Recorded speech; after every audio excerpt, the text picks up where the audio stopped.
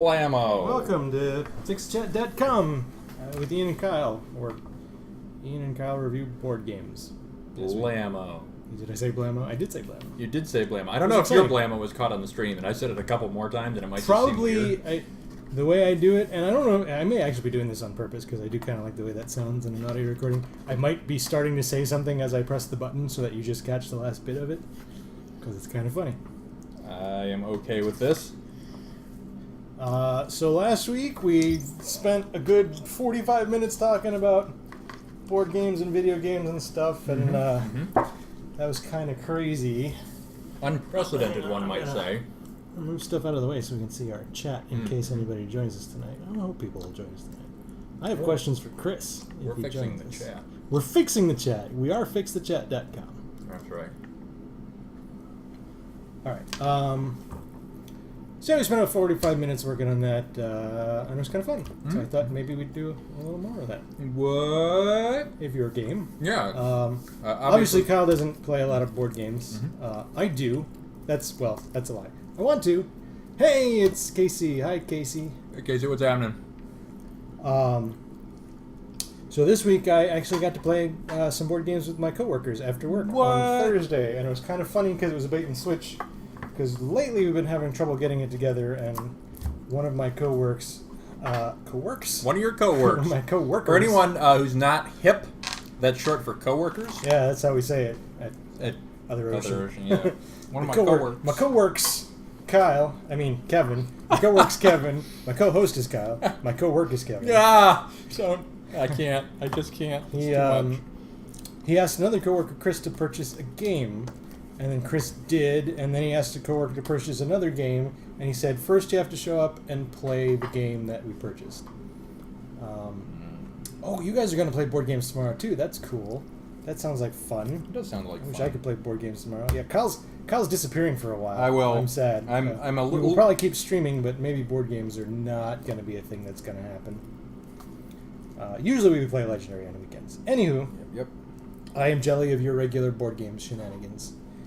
I can't do that right now. In fact, I was due to go to E3 this week, and I'm not doing that because of project busyness. So, and I'm not getting together with Ian on the weekend because of project busyness at the moment. Kind of bummed about that. But anyway, neither here nor there. So anyway, so Kevin asked Chris to buy a game. Chris said yes. Kevin asked Chris to buy another game. Chris said no. You have to show up to game night first and play the game you already made me buy.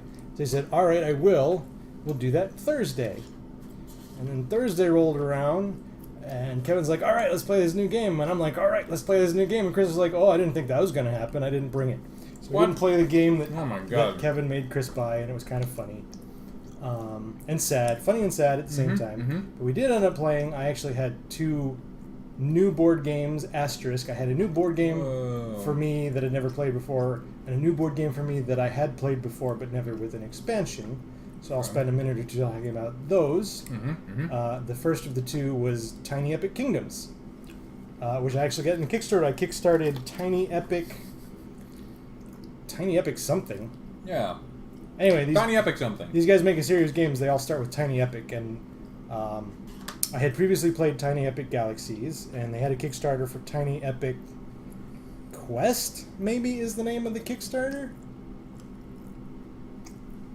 We keep cutting out. Oh, that's unfortunate. I did notice some like spinning on the Twitch screen here. I hope that doesn't keep up. Well, we'll see what happens. Kyle, was your internet suck? Hey, Chris is here too. That's Chris is here. So anyway, I kickstarted Tiny Epic Quest. I was really excited about Tiny Epic Quest because they actually got a patent for this. They created what they call item meeples. And I don't know if you know what a meeple is. Did you say meeple? Yeah. Like a tree? No. Okay. A meeple, like, if you ever seen those little, like, almost triangular looking wooden dudes that come with, like, Euro games? Okay. People call those meeples. Okay. Because they're people, and I think it's a portmanteau of me and people. So people call them meeples. So they patented, I love that they patented it, and part of the Kickstarter was this Tiny Epic Quest comes with item meeples, and that's meeples that are capable of holding things in their hands. And I love that. So it's like a game about collecting gear and stuff, and they have these little slots and put stuff in the item people's hands. But I had played Tiny Epic Galaxies at that point, and I liked it a lot, so I went in on Item Meeples because that's an exciting development, and one of the things you could do in the Kickstarter was there's a bunch of add-ons. You could buy their other games, which were also Kickstarted, and some of them were harder to acquire. So basically I bought every of their game that I could. Yeah. And of those three, early on I got Tiny Epic Western, which I did play and I liked, and that was fun. The two new ones I got were Tiny Epic Galaxy, which I played before, and the Beyond the Black expansion, and the Tiny Epic Kingdom. I think I said this already. I'm repeating myself. It's possible. But anyway, Tiny Epic Kingdom was kind of meh. I'm not like super excited about it. It's interesting because one of the things they aspire to is a small play area, and it's kind of hit or miss on that. Like they say that about Tiny Epic Western, but it's like, bleh. Yeah. But Tiny Epic Kingdoms actually takes place like on a little card. Like each player has their own card, and then there's blocks involved, but that's it. That's all of the playfield. So that was neat. But the gameplay was kind of meh. I'll give it a few more tries. We were still learning the rules, and it was a little... It was a too friendly game, I think, was part of the problem. So I, being the friendly race, with the friendly race powers, just dominated because nobody was kicking my butt, and they should have been. So the other thing we tried was Tiny Epic Galaxies, which I think is a great... Not great. It's got some flaws, but a solid sort of 4X space game. It actually almost plays like Race for the Galaxy a little bit. And it's a really good game, and the expansion makes it all muddled and terrible. And I would recommend not bothering with the expansion. It just really adds a whole lot of complexity to a game that's kind of elegant in its simplicity. Yeah, that's not what you want. No. And, so that was not good. Anyway, that's my board game spiel for the week. I don't think you have anything board game related to talk about. I worked this week. Yeah. Well, I worked this week too. Well, yeah. But I think like I worked late. And... I wasn't just dicking around playing board games all week. Well, you work at Other Ocean, I mean. All right, I was dicking around a little, but not a ton. Yep. I mean, like... Was that what you were going for there? I just kind of played along. Yeah. I mean, it's definitely like... I'm in a mini crunch mode at work, and... Yeah, we're kind of getting there too. We got about 6 weeks left in our project. Yeah. Which is cool and exciting and a big project, and I'll tell you about it in 6 weeks when I can. Chris knows. It'll be great. So, why don't we spend a couple minutes talking about video games, right? Let's Spain it. Spain. Yeah. Spain. I've still been playing a little bit of Dead Cells. I didn't write copy for a Twitch stream, which I said I was going to do, and should, because it's really easy to jump in and out of kind of game, and I think it would be good to stream. I keep watching the trailer for... Did you watch it more than once? Magical Kazoos? Magical Kazoos? No, it's a game called Swords of Ditto? Yeah, I think that's right. I think that's the name of the game. And it's this adorable game by the people who did... crap, am I going to not think of a single other game that they did? But it's by them. Yeah. That's a kind of established studio. They did one of the Serious Sam games. They did the Hotline Miami. Oh. No, they did one of the the big pack-in games. Right. But anyway, it's friggin' adorable. The music's really good, and I keep watching the trailer because the music's good and it's cute. You should check it out. Swords of Ditto is what that's called. And we're finally, pretty confident about that. Yeah. Like we're approaching E3. I mentioned that earlier a little bit. The new trailer for Bloodstained: Ritual of the Night came out. And apparently they have an E3 demo, and people are showing some demo gameplay of it, and it still looks pretty good. The original demo, like Castlevania is one of my favorite games. Of course, Bloodstained is Koji Igarashi, who used to run the Castlevania as the sort of creative auteur guy franchise for Konami. Yeah. He parted ways with Konami, and they did Kickstarter, and I think got like $5 million or something to make a new Castlevania game. Castlevania-esque game, and this is his game. It was at last E3, and they released a demo, and it was really good. And it's at this E3, and they released a demo, and the backgrounds look a little less good, but I'm still hopeful. Sure. So, when you say less good, is it a stylistic sacrifice, or is it too busy? What's not working for you? It's a little of two things. One, the lighting is a little off, I think, and I don't know if that's something they're gonna fix. Like it looks like a lot of things look almost full bright, even though there is lighting. Interesting. It's just like Castlevania historically has a very dynamic lighting. There's a lot of lights and darks and stuff, and they establish mood that way. And they weren't kind of nailing that with. I mean, it's the first 2D gameplay, 3D mechanical Castlevania, if you don't count the ones by who is the terrible guys who got it after Konami did. The ones that did the Mercury one? Steam. No. They did Lords of Shadow.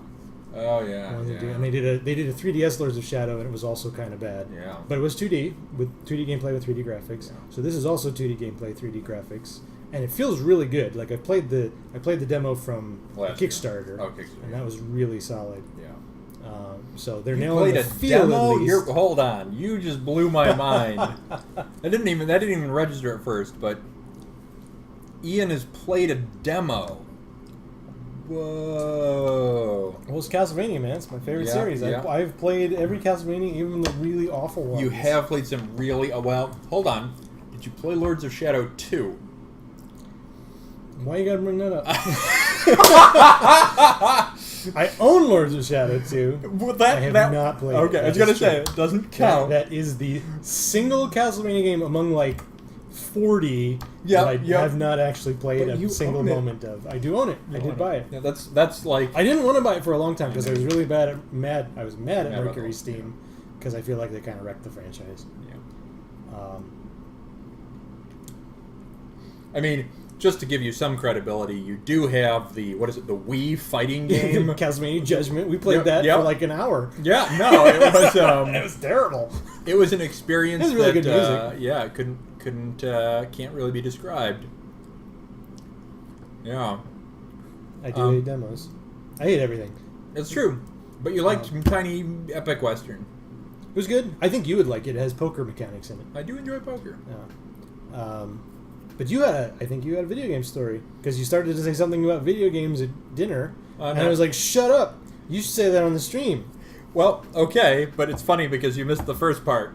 What I was saying was I haven't played any video games because I've been working all week. Oh, I thought you were going to talk about video games. I wish I was. Okay, Kyle hasn't played any video games. I might have played. This is Ian and Kyle discuss board games and video games. Only Kyle That doesn't. Ian has played.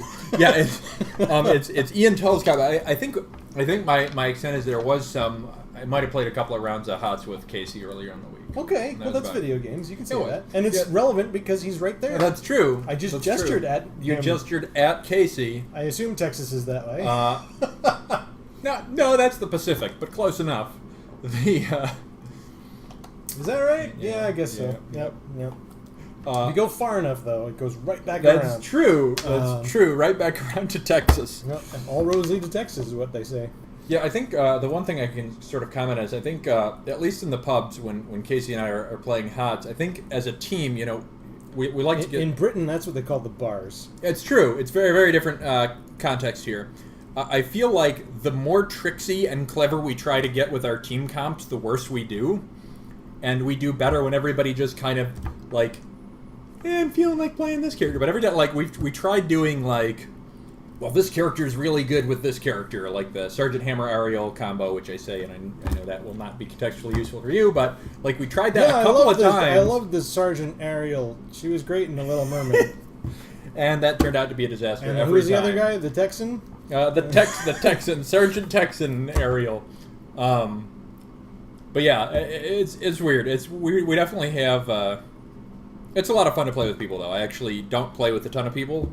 I tended solo pub. That was my history. I had over a year ago. I did play with a group of guys that I also worked with, and that was also fun. It's fun especially when you voice chat, because you get to all yell at each other and laugh at the same things, cry at the same things. It's like you're at the Oscars, and well, it's mostly crying. But it's a good, generally positive experience, because even when you're losing, and I, as I told Casey, and I think he agrees, we like to win, but it's more fun when you're playing with people, for sure. Right. All right. In that kind of space. Yeah.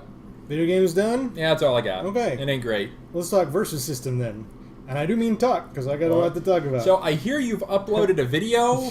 Is that right? So I've been saying for weeks that usually our MO is we play versus system. We stream it live on Twitch on Fridays. We're doing right now. Yep. You guys are watching. Yeah, it is Friday. We're live on Twitch for it's those Friday. of you who don't know who are watching us. What's going on? Yeah.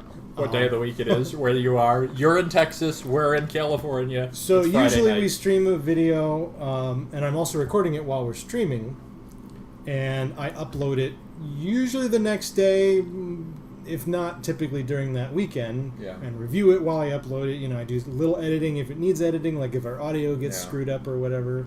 And then the following week I can comment on it a little bit. And I've been saying for a while, well, I got behind. I wasn't uploading them. I didn't realize how behind I had gotten. Yeah. It was very behind. Very behind. I am no longer behind. I have uploaded every video that we have streamed for the last 7 weeks, not including this one. Wait, or 7 sessions. The It last was not time even we contiguous talked- weeks. I thought it was less. Well, no, because the first time we talked, I think we thought it was 5. And then later on you're like, no, I was wrong, it was 6. And now you're telling me it's 7? It was 7, yep. Oh, And one of those was when Chris was here, so that was like a 4-hour stream. So this week, I kid you not, I have probably watched more than 20 hours of us playing Versus System, just for the sake of getting them all up on YouTube so that we could play today. Man, that's dedicated, because we couldn't play today if you didn't No, it upload would have been impossible. And that happens when you reach 7, like specifically 7. You can have 7 videos sort of in the bank, not uploaded, but when you hit 7, like you can't get to 8. So to avoid crossing that threshold, you really put in that extra effort. And here we are tonight, ready to play some Versus System. Not quite. Okay. We're going to talk about it some more. Because that's good. Usually, so what happens is I upload the video and then I we talk about the discuss, previous playthrough because I get a unique perspective not participating in the games. As an observer, yeah. And now I have 7 weeks of that, so we had a lot of material to cover. We should at least cover some of it. That's fair. For example, we had a question for Chris about 5 weeks ago. Did you know that? No, why? As a matter of fact, I didn't until you just A rules brought it up. question, and it was interesting. And I actually did a little research today, and I think I've sorted it mostly out. But I think it would be good discussion if Chris is here and available and willing to He's participate. still active, yeah. Chris, give us a little blink if you're here. He blinked 3 minutes ago. That's like Well, yeah, real but time. he could be queuing up for his HOTS game or whatever, and now he's gone forever, and we'll never see him again. It's always possible. It's always possible. There's Blink. Chris is there. He's got a blink. So, here's the situation. They all involve Mimic. He's blinking a lot. It's getting scary. Abusing his Moogle.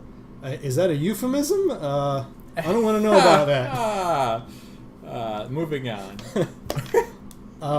So they all involve Mimic. We played an interesting game that Mimic was in. Good So old Mimic. here are the questions, and I thought at the time there were 2, but I've actually come up with 3 questions. Oh my. So could you get Mimic, because it might guide this discussion a little bit, because his wording is probably important to it. I don't know if you remember Mimic, Chris. Mimic is the Marauder? No, Mimic Exile? is He's an exile who, when he enters play, copies the abilities of all of the characters in play, or all of your I believe it opponent's is all characters. opponents. Let's verify. I got the deck out. It'll take me a second to find it. Of course, he's the guy who beat the Outsiders with the Outsiders power. All right, shall I Which is read kinda Mimic? amazing. Yeah, please, read Mimic. So Mimic is a 6-cost character, 13-12 flight range. He has Shift. He also has, when Mimic enters play, he gains the powers and keywords of all opposing characters. Any reference to an affiliation in the gained powers is changed to exiles. Right. So that's Mimic. I'm going to show you Mimic. So question the first. When Mimic comes into play, he can acquire cosmic powers. Does he get a cosmic counter? That's the first question. I'll go through all the questions and then I'll tell you what I discovered looking it up today. So because we're a little delayed for Chris, so we'll let him think about it too. Question the second. When Kyle plays that stupid blink that removes everybody from play and puts them back into play, if Mimic is exhausted, does Mimic remain exhausted? Oh, yes. And admittedly, that's not a Mimic-specific question. Right. Like, that part is...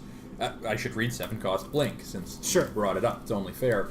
7-cost Blink is Shift, 15-16 with range, has, when Blink enters play, remove any number of characters you control from the game, then return them to play at the start of your attack step this turn. So this is strategically useful in this deck because a lot of characters have effects that trigger when they enter play. So what Blink basically says is all of your characters that have effects that triggers get to trigger again, and sometimes to great consequence. So yeah. and it's a question for Chris. Well, Chris is saying it doesn't get a cosmic counter because he's already entered to play by the time he gets the cosmic abilities, and that's the way we played it.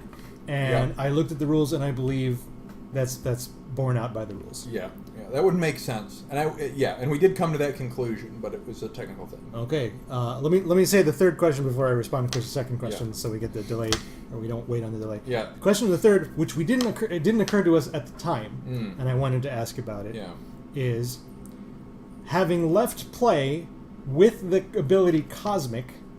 When he re-enters play, does he then acquire the cosmic counter? Oh, Lord. So Chris's answer to the second question, bouncing characters, yes, they will ready, and when characters enter play will trigger again. You're right. We played it as though he readied, because we weren't sure. Yep. And again, I looked up the rules today, and they seem to bear that out. The wording in the rules are, in particular, that when the character changes what they call zones, two things happen. And this is kind of the answer to the third question as well. I see. They become a new card. Yep. So when Mimic goes from in play to out of play, it is no longer the same Mimic, which means he no longer has Cosmic. Right. He no longer has any of the abilities. So, like, counters would go away of any sort, really, if he had, like, +1 counter. It doesn't specify there whether his state changes, which is what confused me. But when he enters play, it's also a new character. So I think an alternate wording of the card could be remove him from play, then put him into play. Right. And you always put a character into play in the ready state unless a card specifies otherwise. Right.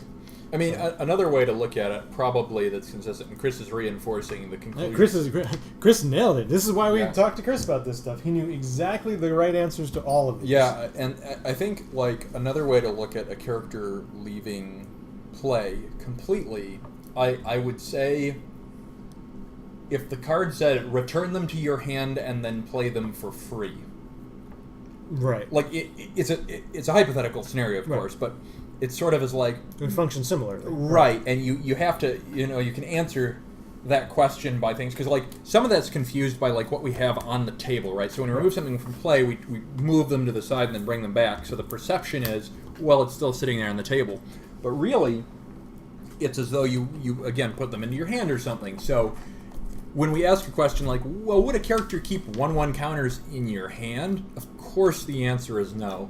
And I think when we look at it through that lens, it sort of helps to and it's really funny because facilitate. I was reading through the rules, and they have a section on zones. Yeah. And they're like, here are the 6 zones. And they spell them out, and they don't have an out-of-play zone, but then like a couple paragraphs later they start referring to it, so I assume there's a 7th zone that is the out-of-play zone. That's very strange. That is very strange. And Chris, for your benefit, this is something that's not related to something we did on the stream, but you asked me to remind you, a full copy of the official rules is available in a link in our video description. It's in the section on, I think it's in the frequently asked questions section, and I think it's under the question like, how do you play this game? Yeah. So you should check it out, and then if we have rules questions and you're participating, you can give us your opinion and then maybe spend the time to look it up while we're playing if you need to. Yep, if you're feeling ambitious enough. The other thing that is new and exciting about our description, and I actually have some homework for you, Casey. This will be interesting. Casey has homework. In our frequently asked questions, well, it's not homework, it's just something for him to do for us, for our benefit, if he won't mind indulging me for a second. In our frequently asked questions, I've added to the section about how do you choose your decks. I have added a link to our deck lists. The deck list is a Google sheet, and my intention is for that link to be read-only. I can't tell because I own the sheet, and it's always writable to me. Yeah. And I think Kyle and Chris both have permissions to edit that sheet. All right, so we can't test it So either. Casey, what I'd like you to do is click on that link and see if you can edit our card list. That would be useful for us to know, to see if I've done that correctly. As a secondary part of your assignment, if you can edit the card list, please don't. I have a backup of it. Oh, okay. I'm not Please do. I'm not crazy. There you go. So all of our decks and our descriptions of the decks and their tiers and the affiliations that are involved are in that list. That's They're good. available now for our viewers to view and maybe edit willy-nilly, and we'll find out about that. Willy-nilly. I've actually, as I think we've discussed before, I need to update. I think there's a couple of decks I need to update, and a couple I need I to don't add. like some of your deck names, by the way. Oh, I've we been should fix using that. the list as I've been uploading these videos Yeah. to put the actual things that we've named our decks Yeah. in there. I think you could tweak some of yours that would make that better. Like you have a deck that's called KO according to your list, and that's silly. Oh, sure. Yeah, I mean, I've just put in like what their theme was. I was You also unaware have a that deck these were going to involving be. the Brotherhood that we haven't seen in a really long time. Yeah, where the hell are they? What did we decide they were? That's fine. We'll throw them in there tonight. If you select the A deck from the pile, Chris is informing us about magic stuff. Well, hold that thought. Yes. There's more. We've got a lot to cover. Oh my tonight. goodness. We're going to be talking. I'm betting we're playing 2 games tonight because we're going to be talking for 45 That's minutes. tonight. okay. And that's It's just a part of the byproduct fun. of me uploading 7 videos in a week and having lots of material to cover. No, that's fair. This is exciting. We don't get Um, off on the ability to discuss at such a level. So let's see. Let's see if I can remember the other things I need to talk about. One of them is, well, I'll do the reveal now. There's a reveal. Yeah. So this is, I've been talking about this forever. I didn't write an app to do it. Well, that's not a lot. That's What a is lot. happening? I wrote some software to do this, but it was custom one-off software. It's not like generally functioning software. This is my bag sort. This is all of my Whoa. decks bag sorted for at least 4 cycles of my A decks, which will last us about a year. Whoa. So these are the order henceforth I'll be playing the decks in. Now you might notice that in the A's columns, they're in groups of 12, and the S columns, they're in groups of 4. Huh. I have decided, Mm-hmm. based on Chris's recommendation, to take my, air quotes, exhibition decks and put them into rotation, because realistically in the A tier you're Yeah. not going to see them that often, and realistically in the S tier we probably need a little more variance, Sure. even if it's a deck you absolutely hate. Sure. And my S tier exhibition decks, the Outsiders, might be a deck you hate less than another S tier that I play regularly. It's been a while. I'm not sure. No promises. No So- promises. And we can change this. This is just some speculation on this one. Yeah. So my recommendation would be we whip them both out tonight and, Yeah. and see what happens there. So tonight I would be playing 2 decks I've never played on stream, but have one is a double A and have one is had an S. constructed since the beginning of our streaming, or well before, in fact.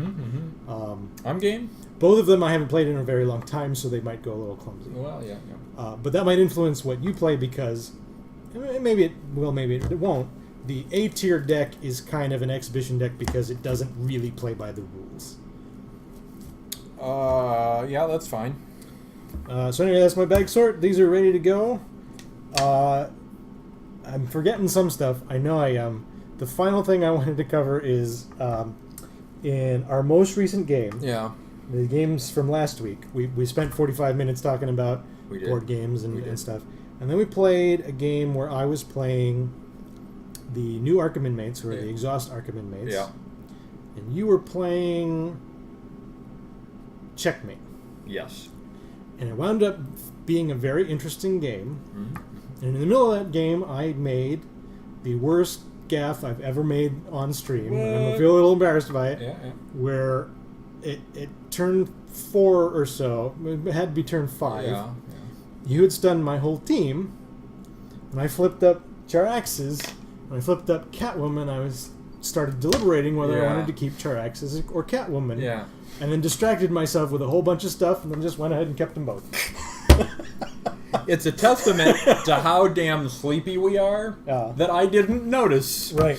And well, I didn't notice until we reviewed. Yeah. And it was a reasonably close game, which you won Yeah. based on some really clever plays I made. Like I Yeah. felt really good about the plays I Yeah. made to make that game close. Sure. And it turns out it wouldn't have been anywhere near close. Well, you it's- would have just dominated me. That's that's a little sad, but it was fun in the moment, and there is comedy in the absurdity of that. I'm sure I've made some of those gaffes as well, but that is a funny one. Again, it's doubly funny. It's like one thing if you knock your life dice and it's a 5 instead of a 3 or whatever. You even messing up your tens column is arguably a bigger boo-boo, or you forget if you draw. I'm sure we do those things. But the funny thing about that error is how can I miss that? Like, you getting distracted is one thing, but it's such a visible thing. Right. Like, if you had drawn an extra time, that's a relatively covert thing. Right, Again, no. I'm sure we like did. I said, it was but a big this one. Like, it was a big deal. And I, it's a to be mutual fair, error. You made a not quite egregious, but a similar error way early in our streaming, which I did call out. Yeah. If I remember correctly, I made an attack, and you started playing a bunch of stuff, and then we just never resolved the attack, and then you just took initiative and kept playing. I'd forgotten about that. But it was like an early turn, and it didn't really matter. It was like no, it is funny how you can completely, like, how we both, because that's also a very visible one. Yeah, that's something where the fact that we both missed it is just hilarious. I mean, we're tired. This one was bad. I got a free awful giant 3-drop. Oh, he was so bad. I think you got to use him too. Oh, bunches. I would have not been that game probably would have been over the next turn. Well, here's what's so funny to me is I swear on subsequent turns I complained about how Charaxis was wrecking me. You did. I really thought I got rid of him. And yep, it's because I just plain cheated. Oh, I enjoy that. I'm glad that you watched those videos, even though it took you a full day's worth of time. Here's the thing. It was painful. I won't lie. Sure. That's a lot of this to watch. And there's some, we got some dead time. And I didn't sit there and watch them. I did other things sometimes, but I listened and I paid attention. And if the game was engaging, I did sit there and watch it. Sure. But it's a testament to the fact that I felt that there was a lot of material to talk about at the beginning of this stream is going to encourage me to now try to stay on top of it. Right. Because after this game or tonight, I want to upload and review our video and talk about it next week because that's something useful to do. No, because absolutely. we had been also starting a lot of streams, I noticed in that time frame, where we're like, you got anything to talk about? No. You got anything to talk about? No. All right, let's play Versus System. Yeah, totally. And I think the talking is probably a little more engaging in some ways, like you. Well, also people who watch us who don't understand the card game, which is some people. Right, will just enjoy the banter. This is more interesting to them, I bet. Well, and there is, I mean, there's something to be said for the fact that really, I would say a majority of people that view streams usually do not view them for the game. Right, no, of course. You watch them for a game that you care about sometimes, or a person you care about, but the person you care about is the paramount thing. Like, you initially will tune in because you like a game. Like, what do I want to watch? Ooh, I remembered another thing I wanted to talk about. But in any event, that's why I think it's fair to say that we should make sure we have some banter. If we ever have to sync to political stuff, we'll do that too. Nah, I think we should steer clear. Well, especially because Chris is our friend, and he's not so into the political stuff. Sure. We do this for him, really. You too, Casey. We do it for our fans. Yeah, we do it for our fans and the children. So I did while Kyle was talking there, just remember, I felt like I was keeping count, and I knew there was too much for me to remember. Yeah. I think there were 8 things I wanted to cover oh my God. From reviewing those videos. And one of the ones that I haven't covered yet, and I won't go on unless another thing occurs to me to try to remember them. One of the things I wanted to cover is 2 weeks ago, Chris was here, and we played with Chris, and Chris played his JLI deck, and I played Big Damn Batman. Sounds right. It was really super one-sided, and we were discussing in the game. Oh, it felt really one-sided. That was kind of weird. Are you sure that's an A deck? Chris, you have ranked JLI in our spreadsheet as a AA. You did not play an A deck against me. That does answer it. That does answer it. Now, to be fair, you put a question mark by it, but it's also right in the middle of all of your AAs. Right. So. Whoopsie doodle. We do stuff like that sometimes. Not a big deal. It's true. Chris isn't sorry. That's true. I did pull Batmite out of nowhere and kick his butt in the first game that night. So. Batmite is literally nowhere. You pulled out a Batmite. He pulled out a AA. You guys are even. All right, so you already know what you're playing, I do. but I don't. Sure. How What do do you you- pick? I can play either. They're both very technical decks, so likely I will probably. Tell me the tier of game. It's fine for me. Well, there A's and S. A and S, I think. And we can discuss, and this might be A's and S, so no double A. I'm going to look for my Right. double A, and I'm going to remove the double A, and then you may pick. I think the we've had this discussion. I think the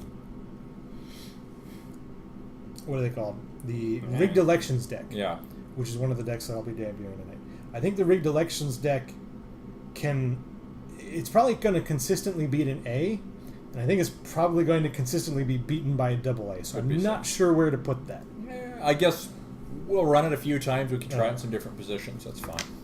See how, But again, now see that how I've it done the works. bag sort, you won't see it again for weeks and weeks. Well, it's your preference what you go up What's against. this? What's this? This deck is an A deck. An A deck. All right, so we will be immediately debuting rigged election and throwing it all over Kyle's apartment. I Bear with me while I collect rigged elections from all over the floor. So for anyone wondering, this here is half of rigged elections. Boy, I hope I can find all of them. Me too. That was super bad. It was kind of, I mean, from my point of view, I can tell you that I definitely saw some cards go upwards, and usually when a deck sort of explodes when you pick it up, they usually just go down in unpredictable ways. But no, there were some that actually went I up. made any over your sofa. I don't think I did. I don't think so, but I can't rule it out. I don't. Well, keep your eye out for rigged election. Well, this might be really rigged. Who knows? Whew. Good one, Casey. Here. These are at least faced. Yeah, Chris will have my hide. he would at that. So, as I said, both the decks that I haven't played in a while are also both sadly very technical. This one, I think, more so, which means if I don't play it right, it's going to be disastrous. Well, maybe So it's I will good do that my you're playing best. it first, then. Have I a will little do my best. Yeah, a little more. But I haven't even looked at it in more than a year, I'm sure. Well, you have an election, and you rig it. Yeah, we've been streaming for a while too. You We know have. that this is our 32nd episode. 30-second, Yep. man. Whoa. Or 100,000th in binary. Well, that's a thing we could say.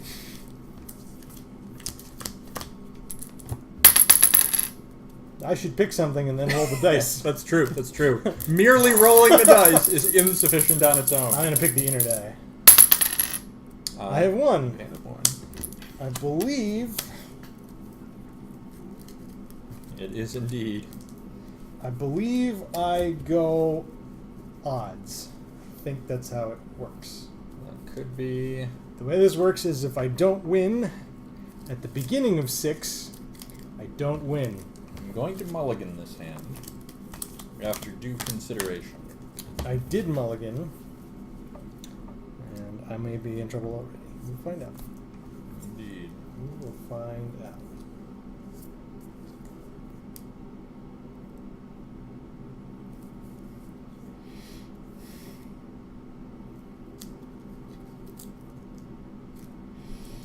Alrighty. I'm sorry, did you go odds or evens? I went odds. Odds. Odds. So I will be going first. Yeah. I will recruit Query and Echo. Query and Echo. I can discard them from my hand to do something. I will just be recruiting them. I accept. I do not have a 1-drop. Okay. I do have some life dice, however, unlike some people. Query and Echo, I'll hit you for 1. I don't need life dice. I guess I really do. Well, You don't not, need life not dice. this turn. Where are our visible life dice? Yeah, there we go. Jeez. So I've already taken man. I've got the drops This- tonight. That's not good. my... Oh boy, Ian's got the shakes, everyone. It's the beginning of the end. I am at 14-9. I will pass. Oh dear, this is a problem.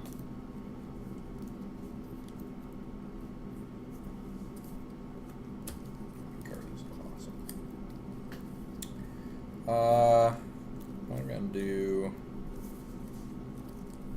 gonna do that. And then... Oh, I get it. Hang on. No, that's right. All right. So it's now my initiative. No, that's not right. And what I'm going to do is I'm going to discard Sovereign Superior. And also that character card to search for another character card. And then I'm going to recruit that character card. It's probably this one. Well, I'm going to play from my hand Prison Break, which I may do only if I control an Arkham Inmates character. Shuffle your hand into your deck and then draw a card for each card you shuffle into your deck this way. It's 5. So we're both doing some things. That is fancy. I am going to search for Chrome and then going to recruit Chrome. Chrome has the following power. He's a reservist. At the start of your attack step, you may exhaust target unprotected visible character if its cost is less than or equal to the number of face-down resources you control.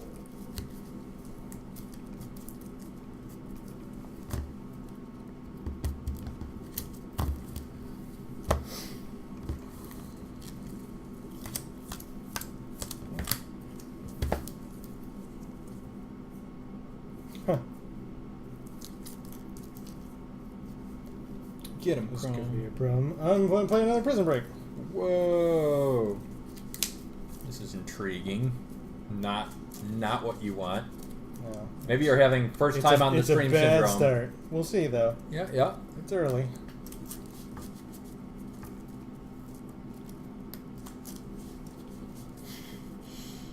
Are we still cutting out? That would be sad. No, it is not a good sign. You are right, Chris. I'll cut you some good cards here so we can make this interesting. Only need one. There you go. There you go.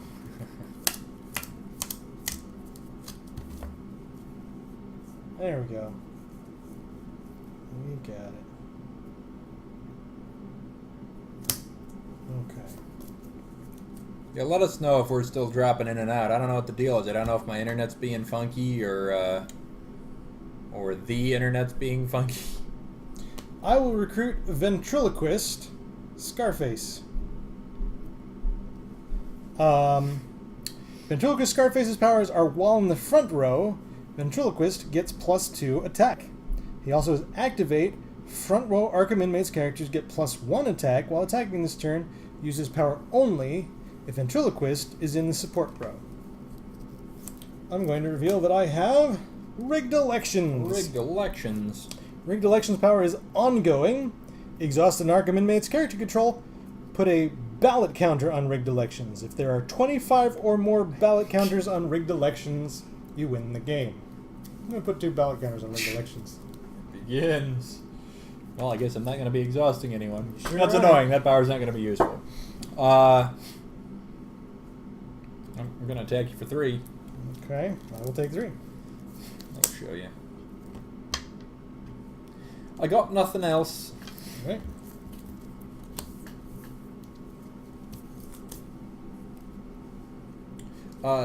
Can you do that at any time? Yep.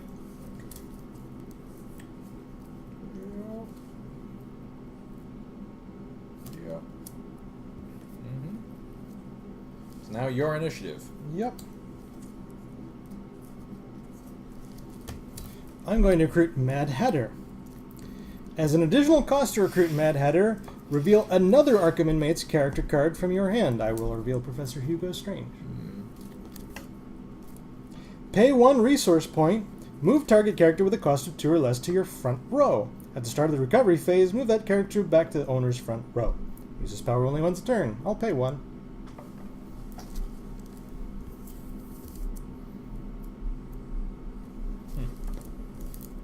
Well, that's sad. Cost 2 or less. That's annoying. I do have Joanna Cargill. She's huge and gets -1/-1 for each face-up resource I control, which is currently 0.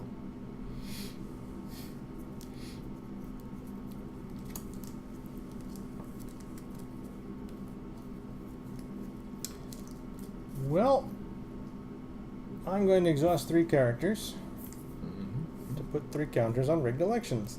I'm with you. I'm with you.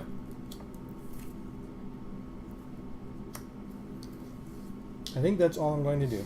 Fair enough. I will attack your 1-drop. Your 1-drop that I can attack, to be more precise. What is it? Query and Echo. I will take 6. Yep.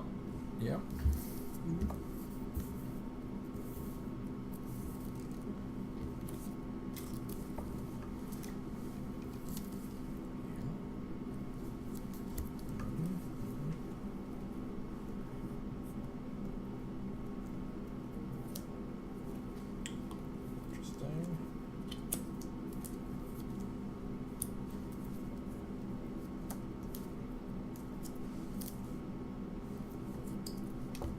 Did I stun him? Did you stun him? Is there a reason this character is face down? No, I didn't. He wasn't stunned. I don't know. I don't know why I put him face down. Maybe I put him face down. Maybe I just was in the recovery phase and flipping stuff. I don't know. Maybe. That was kind of weird. Our streamers can tell us who did that. It's probably me. I'm probably just drunk with power. It's now my initiative. I am going to recruit Spore. Spore says I may replace a reservist resource that I control to give target attacker +3, -3 this attack. I may only do this once per turn.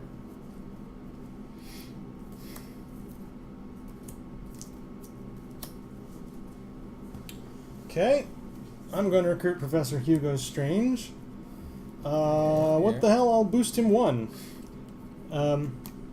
Professor Hugo Strange's power is each of your opponents may not recruit a non-army character with the same name as a character he already controls. Whatever. Boost 1 when Professor Hugo Strange comes into play. If you control another Arkham Inmates character, each of your opponents discards a card from his hand. Interesting. I will discard Uniscion. That's a good power in that deck, actually. Now, I will pay 1 for your 2-drop, please. Well, that sure is irritating.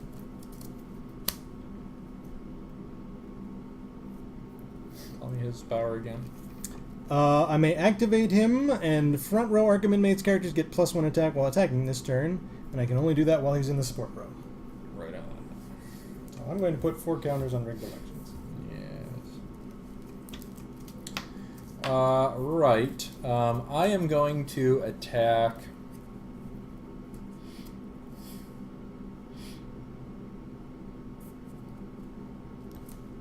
this guy with Spore.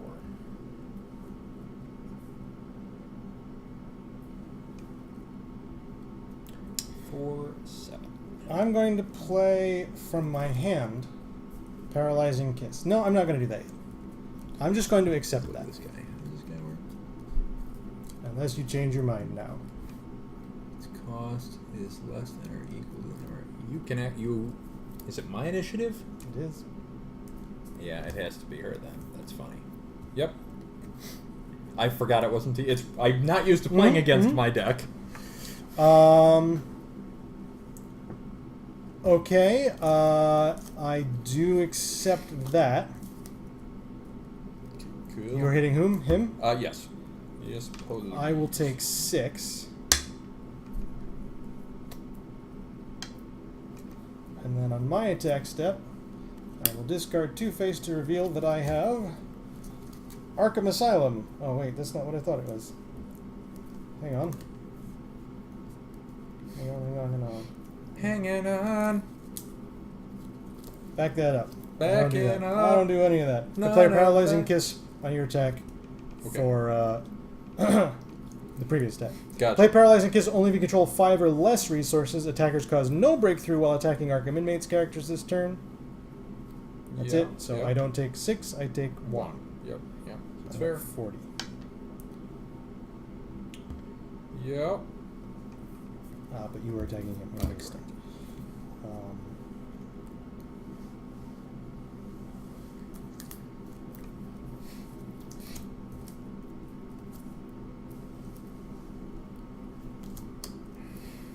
I will pass. Indeed. I'll attack Hatter, unsurprisingly. Unsurprisingly, I will take 2 from that. Yep. And I will play, or reveal that I have Arkham Asylum, which I thought was a different location, which has activate return target stunned Arkham inmate's character control to owner's hand. Yep. Yep. Actually, I can just recover. I can return this guy. Yep. It's Yeah, just that's better. better. Cheaper to get this guy back. Yep. Cool beans. Race is on. Boy, is it ever. Am I gonna have to do that? That's stupid.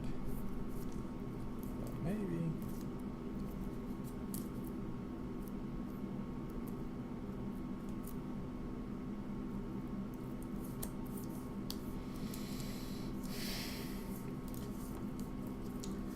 So, it's your initiative. I can wait and see what you do. Yep.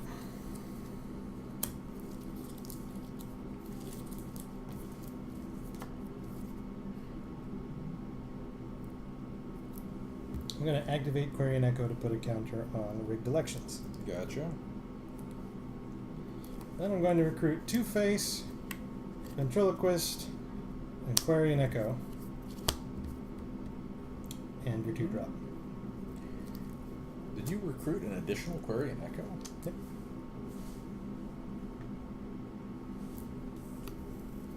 That's weird. You're weird. You're a weird man. I'm going to put 5 counters. Yeah.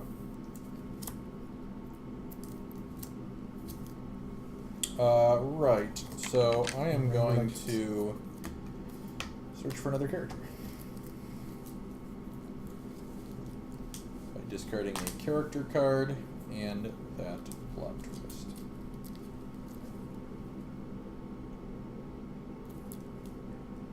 I think I want...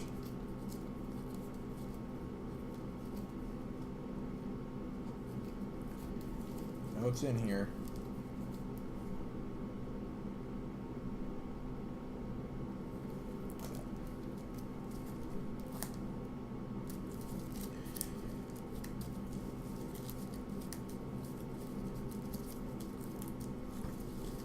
Alrighty.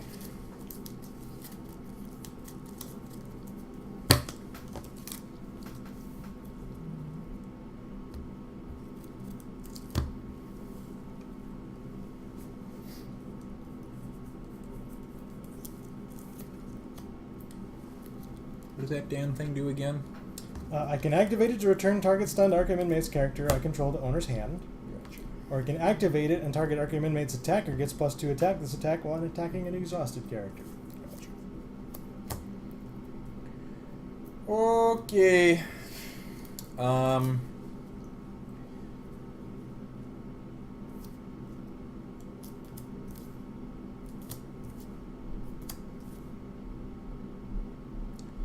So I'm going to recruit a reservist character, Anne-Marie Cortez. She says at the start of the combat phase, you may reveal a resource. If you reveal the character card, your opponents cannot play plot twists with cost equal to that card's cost this phase.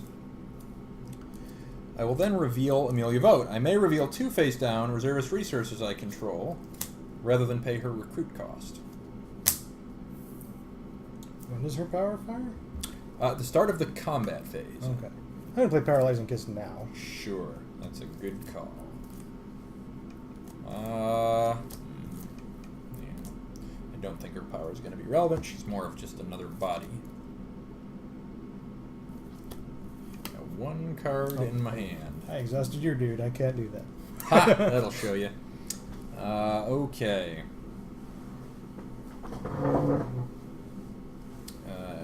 It's your initiative. You did that and then pass. Is that correct? Yep. I'm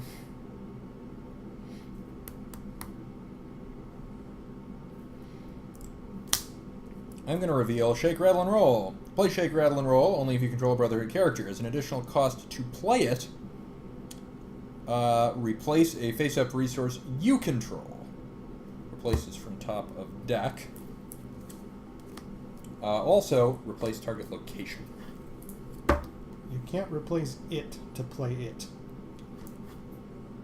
I can't imagine. That's an interesting It's quandary. the cost, right?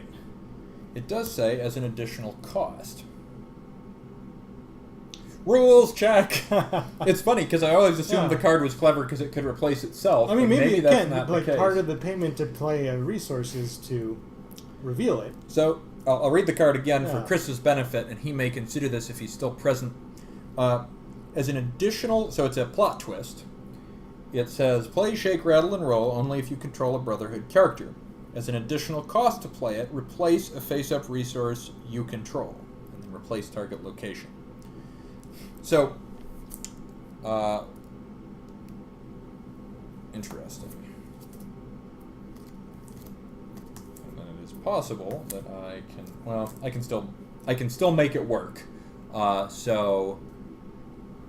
Yeah, so he would have just heard it. I mean, it is possible that's the way it's intended to be played. It just seems a little Maybe little not. weird. Maybe not. So, Chris is intrigued by this. I'm going to provide an alternate solution. So what this alternate solution is, so what did I replace with it? I replaced itself. So let's imagine I put the other card that was in my hand in my resource row. Okay. This is still on top of my deck. Okay. Then Amelia Vote is going to attack Query and Echo. I'm then going to play Alter Density. If I control 4 or more face-down resources, I can give a character stats. I give her +2 defense. Okay. Then I will play Then you do Shake, that, Rattle, right, and right, Roll sure. and replace that, and then this replaces my location. correct. So I can still make it work, but it might come in relevant. Yeah, maybe it Now, can't. Kyle, Yeah. you have to be careful because you're playing a reservist deck. That's true. I'm aware of that. I hope you didn't get the card I don't want you to see. There's one card you haven't seen. You'd I didn't probably look know. at it. Okay, that's fair.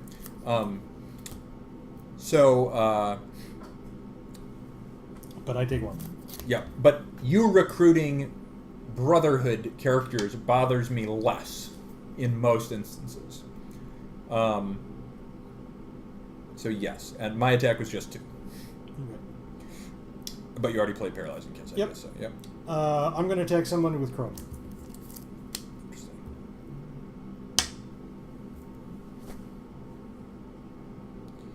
Yes, that is an option. What does Two-Face do? Activate, flip a coin. If you win the flip, KO target stunned character. Right. I'm going to use... Oh, yeah, you have to do Chrome because you can't reinforce them. Now I understand. Joanna is going to attack... Chris, you can drag a Word doc to Google Drive, and it'll automatically convert it to a Google Doc. If you're interested in looking at it now. There you go. I will attack Mad Hatter for 6. Okay, I'll take 2.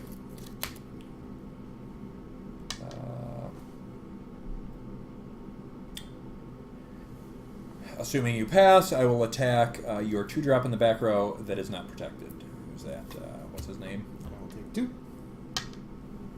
And then I will attack the only other character I can attack. I don't have flight, don't have range. It's all just beats in the front. I'll take 1. That didn't go very well for me. That is true, but you are up to 15 counters.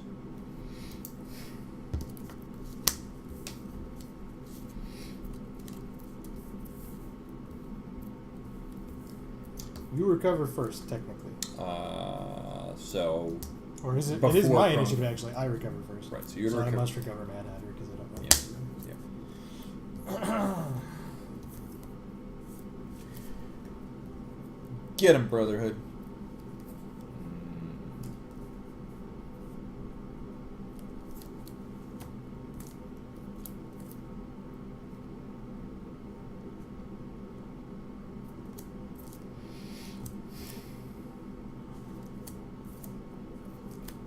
I think is the right time to play Prison Break. I'm going to shuffle my 3 cards into my deck and draw 3 cards. Yeah, sure enough.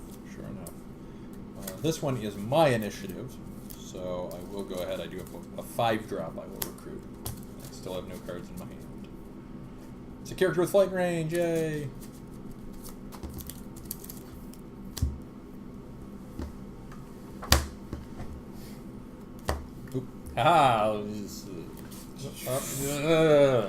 Maybe these cards are slippery because they haven't seen play. I was going to say, I think it's new sleeves. It just dawned on me now as that whole thing slipped. I'm like, I see what's happening here. I understand the conundrum.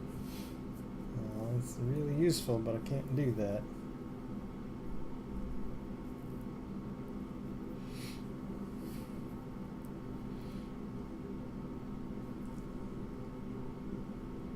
And you have flight range. Let's do that.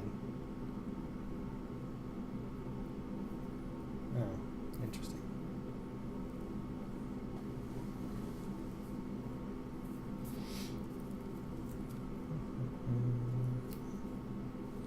So this is where, hypothetically, had my draw gone a little better, I could have ended the game.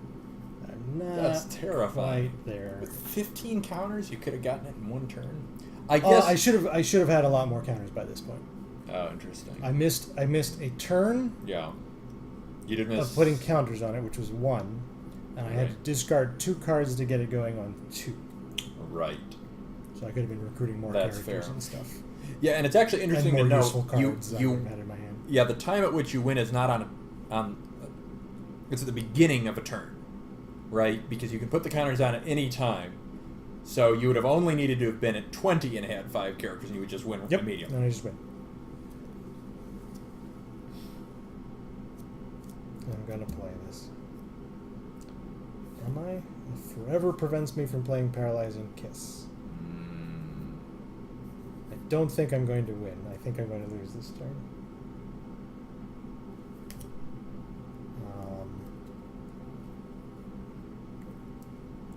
Because I can't get enough cards. Well, in many ways, I mean, that deck is... It is an outside-the-box deck, Yep. so it sort of hits the critical mass. And I deliberately made a weird play last turn to attempt to get your character number down, which isn't a sure thing, 19. for sure. I can't possibly have 6 characters next turn, which is what I need. And I can't possibly get enough shenanigans, so I will be going to 7, and I won't live. Definitely. Well, that deck is not known for its rampant attacking power. Still, I guess I recruit the Penguin and Harlequin.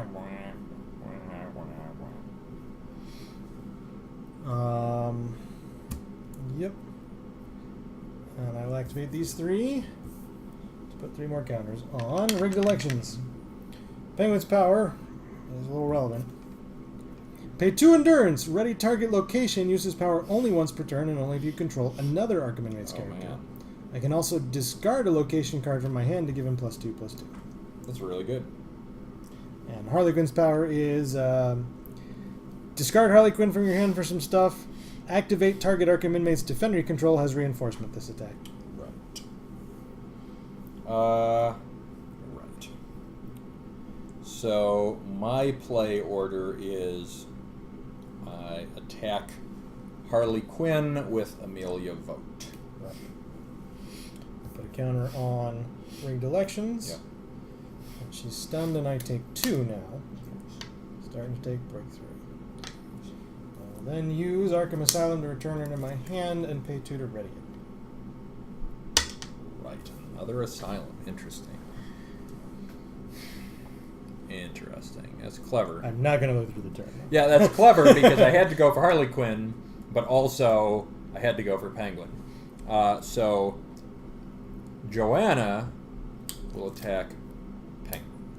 Okay. I will take 6. Yeah, I do think I have enough. I'm just going to assume passes unless you interject. I will attack Two-Face with Spore for 7. And at this rate, I'm going to reveal a reservist resource and replace it to give myself +3/-3 this attack. Goodness. So it's 10 attack? It is 4 defense, for what that's worth. I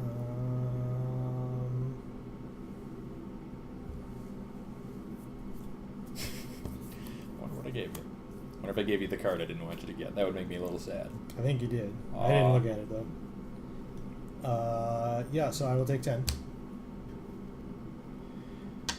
I'll attack for 8. I will take 8. And I do have 12 more as printed. No tricks. So I'm at -10. You got me. Well, you missed. I think you missed 1 turn and I missed 1 turn. So that was equalizing in your favor. Let's see. Did I do it? I sure did. I can't believe it. He was the one. Well, I didn't look at him. I have no idea what he does. That was meant to be the whole. But I know he's there now. Yeah, that makes me sad. I'm I sorry. can't believe I did that. Come on, there's not. Do you think they're gonna get there? No, but you Yeah. you put 1 or 2 in there for that novelty. I'll spare this. I can't believe that happened though. That was supposed to be like. I always said there's somebody in here. There's somebody in here. Or I think I actually said, and you could go back previous streams if you were feeling crazy, which you're probably not that crazy. But I think I said there were 2 characters in here that you would recognize. Oh, Chris is suggesting it can replace itself. That's awesome. That's novel. You're right. That's interesting.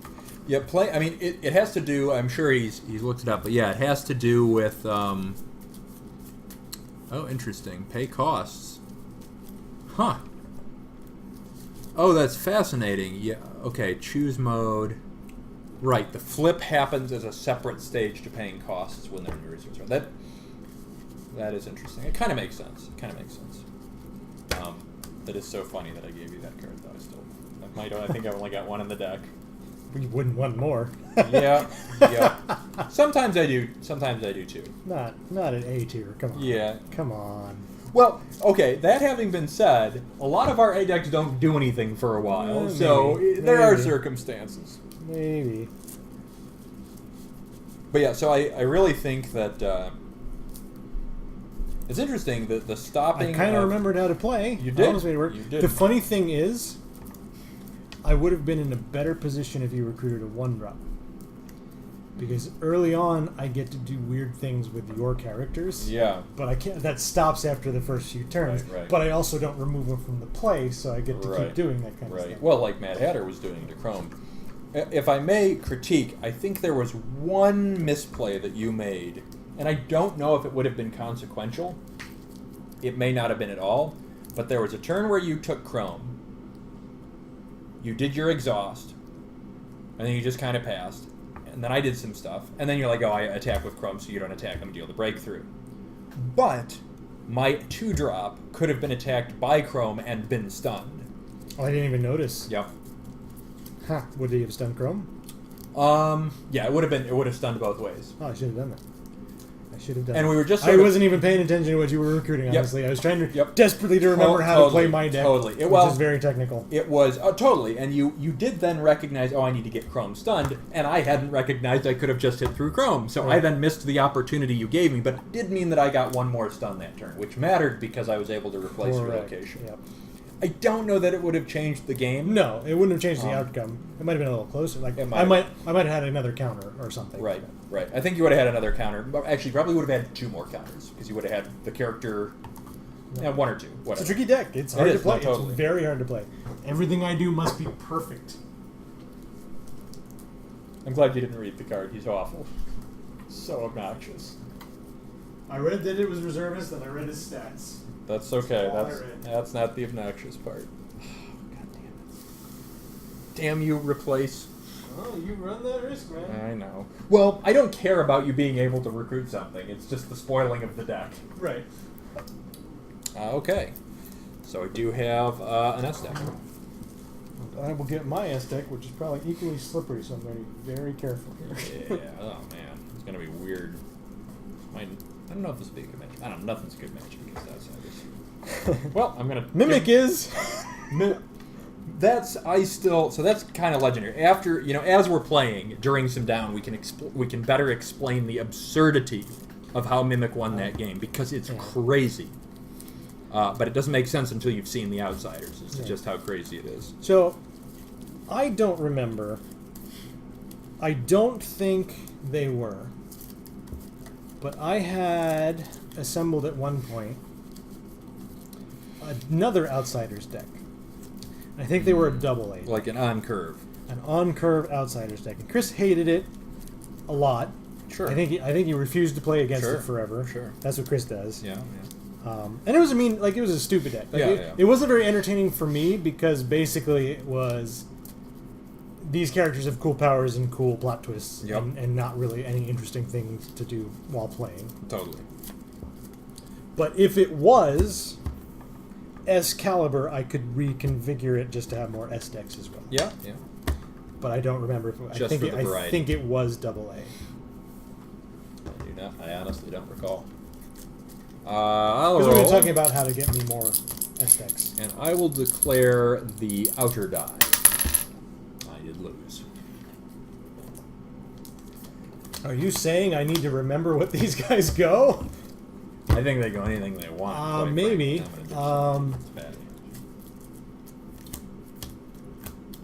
Odds? No. Evens. There you be. These are good, then I think I gotta dump it. I think. Maybe not.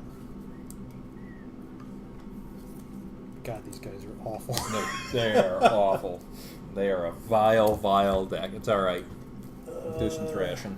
I'm sorry, you said odds? I did say evens, actually.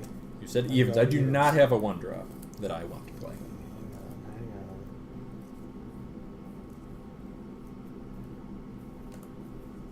I think I gotta do this.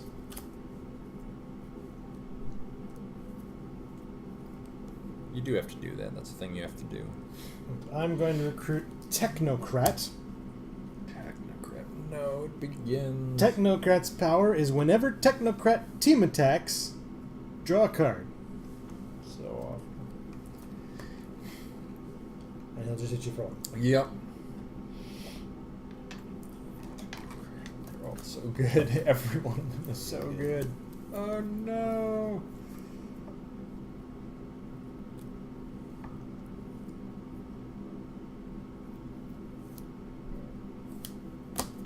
My start is not great here. It is your initiative, however.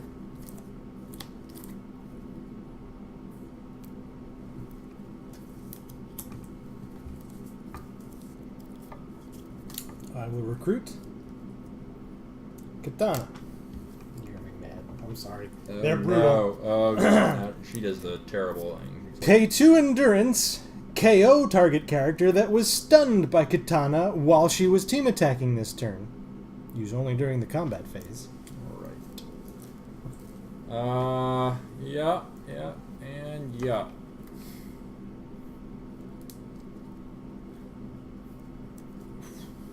Yeah, I don't have a 2-drop. Oh. Well, then I'll hit you for 4. And draw a card. And draw a card. Yeah.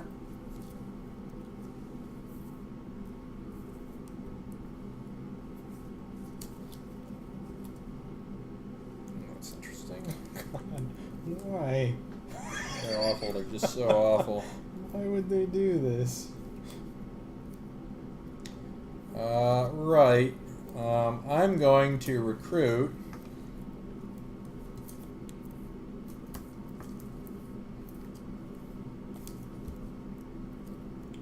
Rex Tyler Hourman, who has free. He gets +4/+4 this attack. And each of your opponents gains 3 endurance. Use this power only once per turn.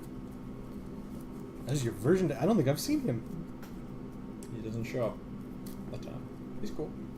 He cool. Well, I have Kamiyo Hoshi, Dr. Light. Whenever Kamiyo Hoshi team attacks, I may stun target non-defending character with cost less than the number of team attackers. So whenever you team attack, instant stun. Boy, that's cool. Boy, I wish I had evens. That's gonna be a problem. Just team attack straight stun. Good lord. And I guess I want to do. I want to protect Technocrat. I can't protect Katana. Hoshi or some stuff. Maybe it doesn't even matter. It probably doesn't really this turn. Because to team attack, you have to risk actually having 2 of your characters stunned. It's probably not worth it. Right. Yeah.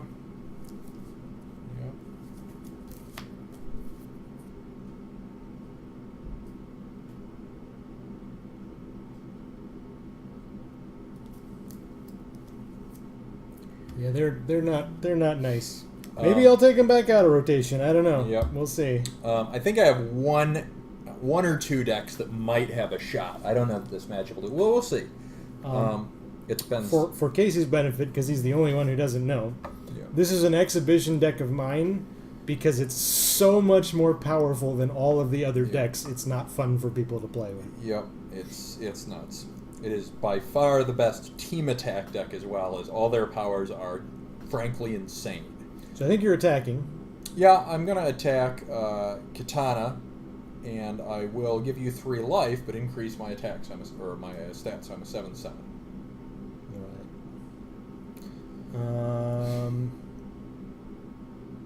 So you do gain 3 life from that. So you can wait and you can give yourself a life now and then decide how you want to behave. I think I will reinforce. I wasn't planning to, but I think I will. It's a good chunk. That's quite a lot of damage.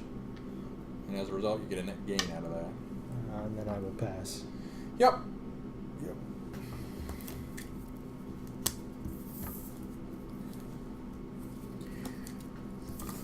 Lord. Why? It's so awful. Admittedly, as against your, what is it? Not future foes. The future friends of Legionnaires. The Future Friends is what I call them. Yeah. That's my name for that deck. As with them, missing early turns means you just lose. It can. But we can play a little bit more to see, so that Casey can see all the horrors. We ain't gonna get to the horrors, I don't think. I'm gonna recruit Grace and Looker. Grace's power is she gets +2 attack while in combat with a character with greater cost. And Looker's power is exhausted outsiders defenders I control have reinforcement. Yep. So if I recruit anyone, you will stun both of them.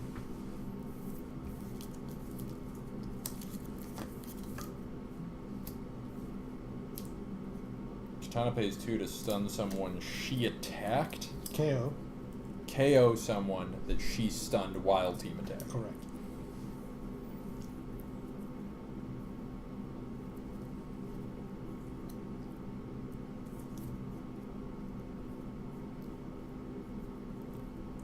Yeah, they're awful. I'm not gonna recruit anyone. There's no value in it. Okay. I will team attack you with everyone. Sure. Are you just conceding? Like what? No, if I recruit anyone, it's a net loss for me. So I have to rely on my attack next turn. I see. Like there's literally, I lose more life and more characters if I recruit anyone. Sure. Okay. Sure. I will team attack over that. Sure. So I will deal the damage to. I mean, it's got to be Katana, of course. Right. Because if I don't, you will KO my one character. Yep. I take 3. Not defending. Oh, at least that's something.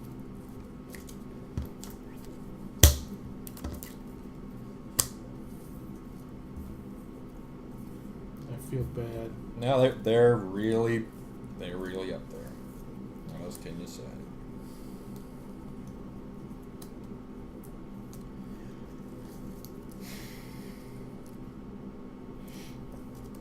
So it is now my initiative. That's useful. I am going to recruit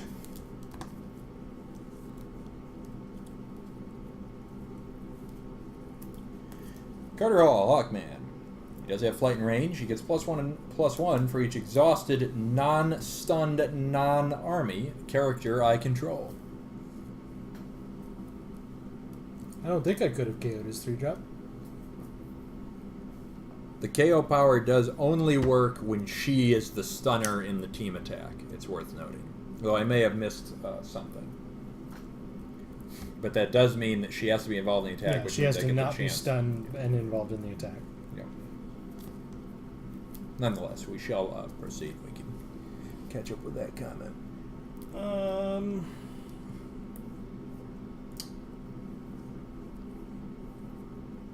Yeah, that is correct, Chris. I have to stun her back in each instance, or I will lose the character. So she's very much a control who I deal with. I'll be recruiting Black Lightning and Roy Harper and a Pequod The hell on Grace. So everything. Black Lightning says Black Lightning gets +2 attack while in combat with a character of greater cost. Roy Harper says exhaust a character adjacent to Roy Harper. Target player loses 1 endurance. Use only during the combat phase. And Pequod says outsiders characters I control have flight and range. Whenever a equipped character becomes stunned, I may return Pequod to its owner's hand. Yep, I'm with you. And I want to form. So you have flight on anybody, so I need to form like.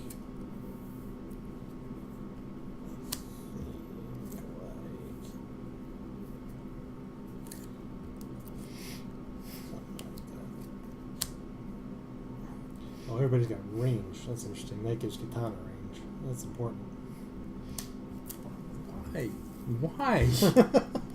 I'm sorry. Why did they make these cards? I don't understand.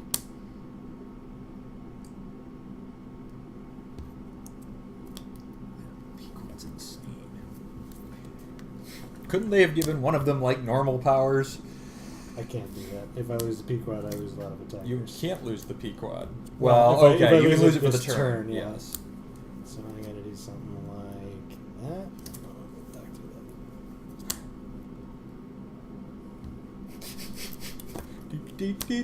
Like that. That's the one. I got it. Okay. Right on. So, Lowly May.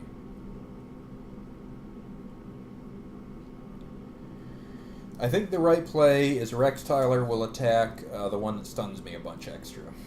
It's this one. I will give you 3 life, and in turn gain +4/+4.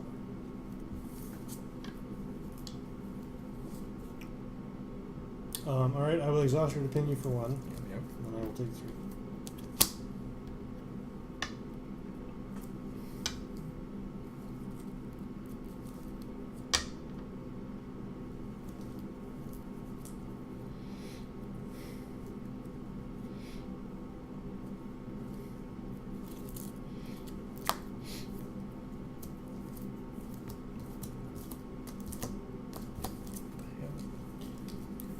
Attack Hawkman with everybody. Yeah. If I stun your 2-drop. Oh no, she's gone. There you go. I don't stun your 2-drop. Yeah. You don't need. I don't even have a 2-drop. That's right. So, are there any other powers that trigger immediately? It's hard. I draw a You card. draw a card. What else you got? That's it. Okay. This guy gets bigger, right?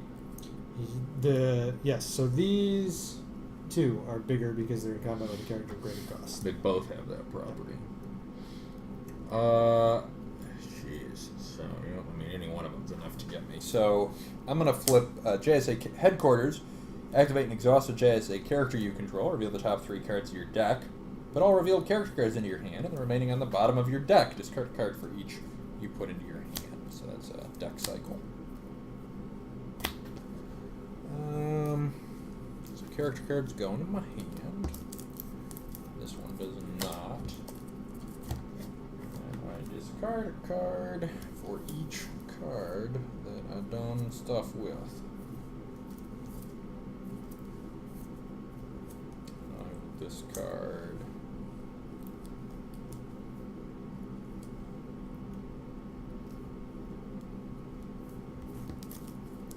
Two in my hand. Bear with me one moment.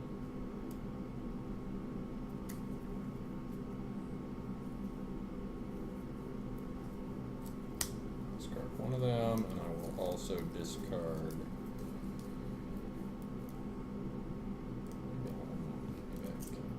Discard other cards. That's weird. Oh, you're making me do weird things, and it probably won't even matter, and that's moderately annoying.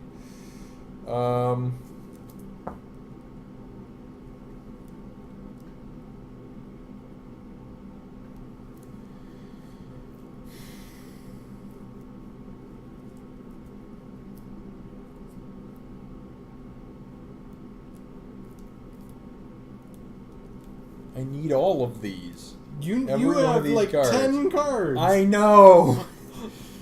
I could do that one.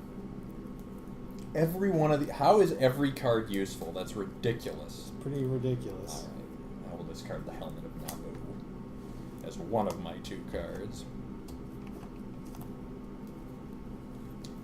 Then I will discard.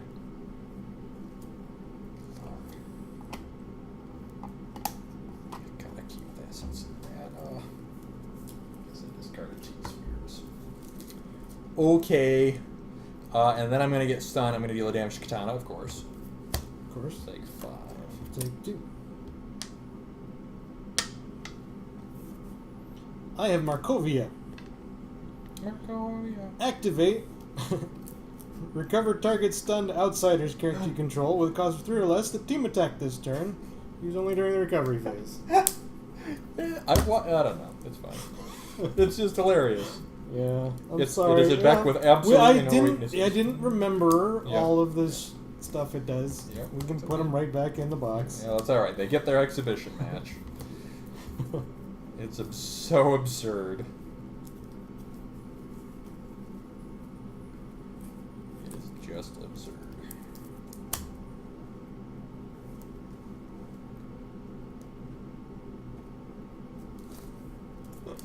This is gonna be a coup de grace turn, and I'm sorry. No, it's fine. This will be the last turn, probably. Yep, I'm sure. It's absurd. It's what they do.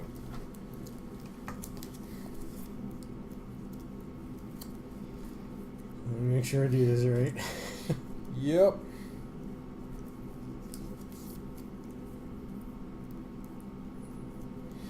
I recruit Freddie Friedman. Oh, Lord. Captain Marvel Jr. You've recruited a 6. An on-curve character. Whenever Freddie Friedman team attacks, put a 1/1 counter on him for each other attacker. Cool. So, I'm going to recruit Richard Tyler Hourman. He's got the same power as this guy. I can give you 3 life, and in turn gain 4/4. I'm going to recruit Kate Spencer with T-Spheres. Characters I control get +1 attack while attacking a character with a greater cost. Also, I can target hidden characters for stuff. I guess form like that is fine.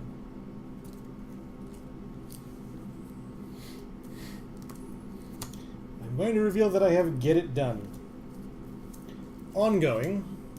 Whenever 2 or more characters you control team attack, you may exhaust target character with cost less than or equal to the number of attackers. So broken. Okay. I'm going to team attack your 5-drop with everyone. Stun my 4-drop and exhaust. No, I'm going to stun your 2-drop, and I'm going to exhaust your 4-drop. Stun this one.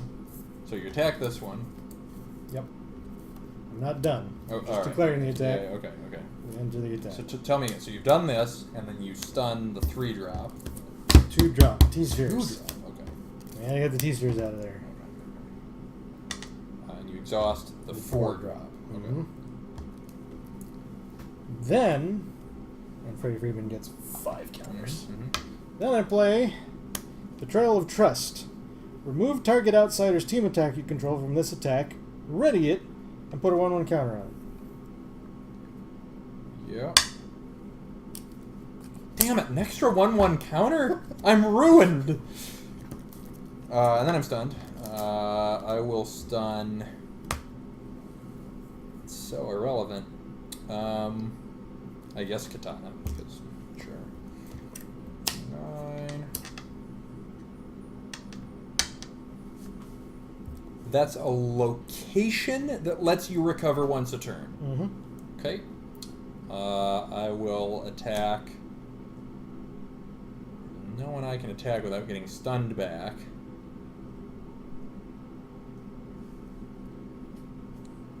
I guess I'll attack this guy for 7 and give you 3 life. All right. I will gain 1.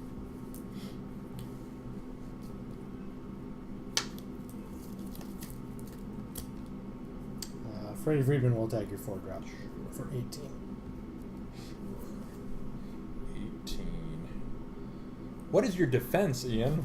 Also 18. Oh. Yeah, I mean, there's nothing I can do about it. So I will take 13. No, 18, you said. Take 13 plus 4. Yes, 17. I am at 12. I should have played that. That would have been mean.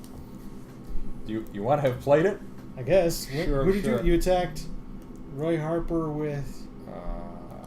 why weren't you 3 stunned? drop. How does that work? I was a 7/7 Oh, okay. because I played that. Yeah, I played this stupid plot twist. Yeah.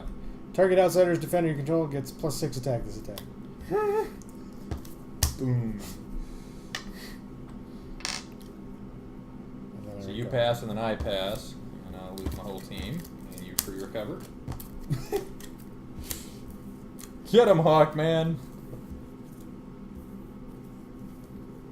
Good news is we'll have time for another game. Yeah, that's the outsiders for you. Yeah, I think these guys are No, staying they're in the box. totally broken.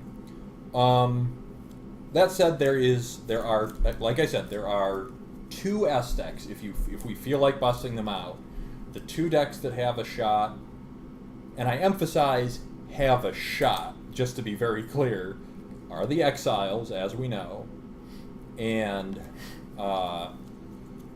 nobody can see, but Ian is like laughing insanely. These cards are so stupid. They're so broken. It is turn 7, which is my initiative. I'll recruit Alan Scott's Sentinel. At the start of the combat phase, if I've played no plot twist this turn, I may have JSA characters I control get +3/+3 while in combat with a character of greater cost this turn. If you do, I cannot play plot twist this turn.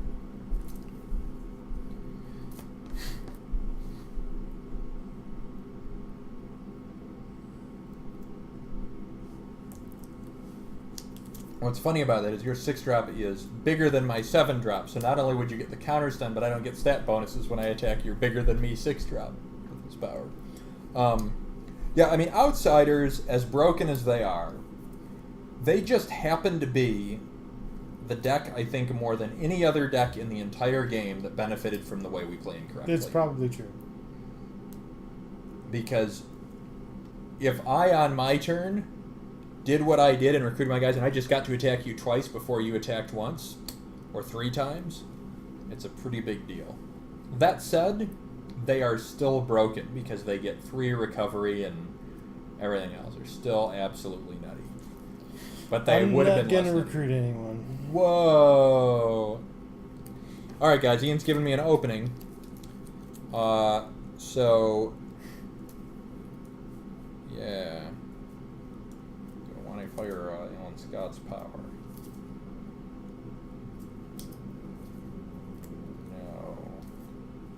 No, I don't. So Carter Hall, Hawkman will attack your I played 2 plot twists. 3-drop that gets extra stun. The one behind your big dude. Okay. I am a 9/8. I'm exhausted to ping you for 1. Take 3.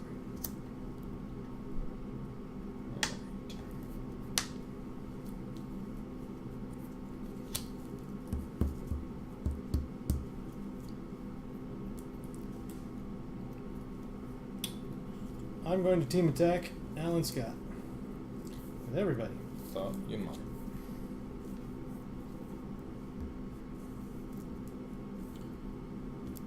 So you get 6 counters on your guy. It's 5. I No, believe it's 6. You're right. Yeah, just put another D6 on him. I'm going to play Batman and the Outsiders. Play only if you've played no other plot twists this turn. Return target non-defending character to its owner's hand if its cost is less than the number of Outsiders team attackers you control. Right, so your total attack is like 60? It's quite a bit. It's probably like 40, to be fair. Yeah, I'm not going to be able to beat 40. So I will stun Katana. No, that's not true. That's not true. I will stun your 3-drop to get you to 40. That'll show you. Well, I'll pay 2 to KO him. Yeah. Oh boy, I got you under 40. Even better. So I only take 7 for that. I'm a 1. I can do it. Hang on. Free ready target Outsiders team attacker you control with a cost 3 or less. Use only once a turn, and then I'll ping you. There you go. Now you're dead. Yay! Yeah, so they benefit. The only thing that can counter them is if on my turn I can exhaust enough of your team to get 2 attacks or mimic. So to be clear, now that Casey's seen that, what I did, which was so amazing, and it really was amazing in my as I think it's one of... I think they've been defeated twice. I was going to say twice. One time they just drew really badly, and then there was the classic Mimic game. So what happened was, Mimic is, of course, in the Shift deck. And what I did is, on my turn 6, I did have initiative. I had saved up my shifting power where I get to recruit multiple characters. And I recruited 2 6-drops. Or a 6-drop and a 5-drop on turn 6. And I had 1 other character left over. And so my 2 6-drops and my 5-drop team attacked. And because Mimic had every power that he had on the board, I immediately stunned and exhausted by team attacking his weenies with 2 6-drops and a 5-drop. I obliterated the team construct. Because you only have to do it once. And then you lose the powers because they're all synergy. So I was able to, I stunned a character, I KO'd a character, fried a character, might have KO'd multiple characters, exhausted a character, and it was absurd. Well, that's my anti-modder. I guess they'll probably not come out again. Yeah, it's hard to say. I mean, so again, the 2 things that can be, and I will also add, I do have to draw well and then play well for a few turns. Right. You have to have a good first Once 3. I'm ahead of the curve, though, it's over. Well, and the other factor is, that is one of your other decks where I must play my first 3 turns. If Missing 2 is that's terrible. And I just missed. I missed 1 and 2, which was awful. I need to make both 1 and 2 to have a shot. But if I make 1 and 2, I actually do have a shot against them. So they have one of the most... I'll play him. Yep. We'll leave it up to you. Yep. I felt bad that game. Well, here's the thing. I think what needs to happen... I stopped playing them because I felt bad playing them. Yeah, they have one of the most brutal snowballs in the whole game. This is demoralizing and soul-crushing. So what we can do is we can keep them in rotation as an S, and if I miss some of my early turns, we can either reset or just say, Outsiders win, because there really isn't a point. If they get their critical mass, which happens pretty early, they do just win. I didn't draw any of my exhaust powers until late. Yep. You got the stun, though. The stun's a big one. The stun's in a character. You can take it out of play. That's true, and I did twice. And again, it's so funny because it's funny. I want to play with, to see them under regular rules. I don't think I ever want to waste stream time to do it. Sure. But it's a curiosity because I feel like they would still be kind of broken, just slightly less broken. And the reason I don't like them is, for whatever reason, their plot twists are like a couple of points better than everybody's plot twists, and I don't know why they did that. They didn't need that. Right. It's that like any outsider. I know that I understand the design argument. They're like, well, you're going to be using these weenies to do this cool team attack stuff, so we really need to bump their stats up, and you did. You really did. Like, that was the drawback. Yep. I have selected a double A. We've got time. I think so. We can do a double A. Yeah, there really is a point, Casey, where a deck is so, like, offensively OP, it's just not engaging. And they're technical enough. They're technical enough that they stay sort of engaging. But I love Sharpies. that is a true thing that you have said. There is no better thing. Now, should you not cross out an additional deck? You've played 2 decks tonight. None of which were in the bag sort. So that was just like, here, I'm showing what Rigged the new decks that are Elections getting is added not- to. They are. Oh, okay. So the point of that, like, those weren't selected. This was like, this is the exhibition of the new decks. Okay, so they're in rotation Henceforth, after those 2 demonstration games, those exhibition games, we're going to follow the bag sort. Gotcha. It's weird. I feel weird. Have you read ahead like you know your destiny? It's just strange. I don't know it. Because you haven't read But ahead. it will be random and better distributed than our dice have been predicted. That's true, Which but is the point. But again, this brings about the deep and It will never be back-to-back the same deck. right. No, I get it. And once you play a deck, you're guaranteed not to see it for a Until while. the next bag, basically. But I guess my point is, we have entered a bizarre philosophical realm where you could look at that sheet hypothetically and have a pretty good predictor of every deck you're going to play and in what order for the next year. Right. So this is like, you could know the future, Ian. I do know the future. Well, there you go. But doesn't that take some of the mystery out of it? Like, for the bag sort to really work, at an emotional level, you have to reach in the bag. I'm so confused. Are you Take- riffing, or are you No, making a legitimate that's a complaint about sane it? philosophical argument, albeit one that may be unreasonable at this hour. But my point is... Well, I mean, like, my question is, are you objecting or critiquing what I've done, or are you just being silly for the sake of the stream? No, I mean, it really is a, I'm going to mulligan. It is I consider it a deep philosophical question. This is, you can see the future. I but don't in know knowing- the order, Why do you not know the order? because I haven't looked at the sheet. Okay, so you haven't looked ahead. Not really. Okay, well that's my point. Like, but you have I the could. power. I won't, because I like the random selection. And that's it. That's kind of what I was getting Yeah. at, is that the philosophical level of, like, you could see the future and know what you are going to play next week and the week after Right. and the week after. Giving up the I power to won't. see the future. Just reaching in the bag is fun. I did Well, I mulligan. have to, look, without making an app, I have to do it this way. Sure. I did mulligan. I have to keep And then I what I drew drew. 2 cards. You won. Do. Inner Inner die. Brr, I won. Inner die's doing I'm good gonna tonight. go. Odds, I think these guys are. I think they're odds. Let's get this out of the way. Boom. All right. I choose not to recruit anything on turn 1. Bold.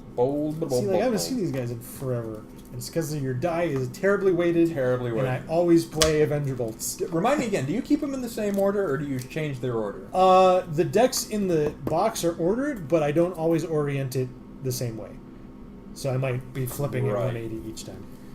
I do have a 1-drop. It's Cheetah. Cheetah has vengeance. Are you When cheating? Cheetah... Well, we'll find out. When Cheetah becomes stunned, characters you control get +1 attack this turn. I'm not playing the outsiders. So I get take 2. Take 2. Go from 38 to 48. What's that guy? Everybody loves that guy. Everyone loves that guy. Now it's my initiative.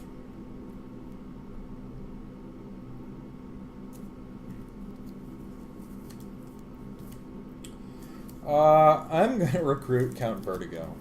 Count Vertigo I may return him to my hand. I hate him because he has the same name as the character I hate. Correct. I may return him to my hand to exhaust target character. I only do that during my attack step. Wow.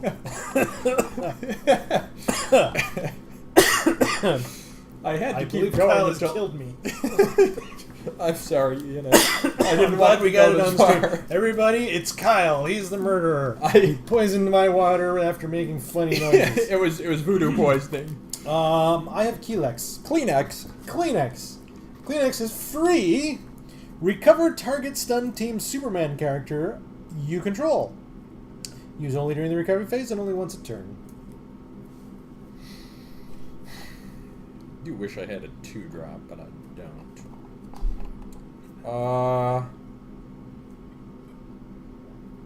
I guess I'll team attack him. Kinda lame, but I'll do it. Attack is 4. I will stun Vertigo. He just She has does. a vengeance power, right? Which That's is not true. super Not relevant, pertinent, but you know. Yup. Ta-da! Ooh. Ooh. Ooh. Ooh. Okay. Okay. Okay. Okay.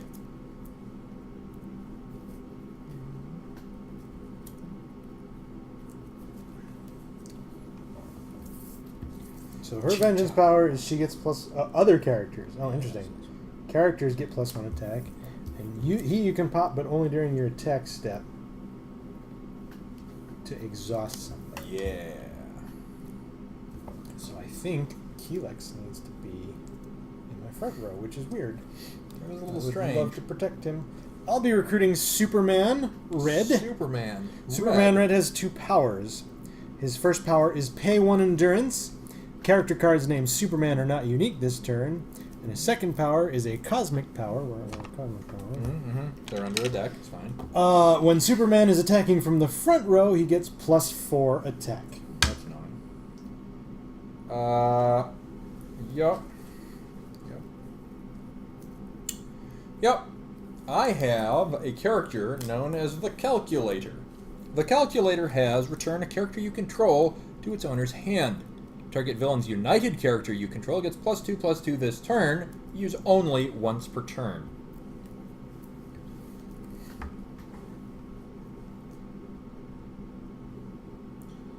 Well, I'm going to count Vertigo with Superman for 8.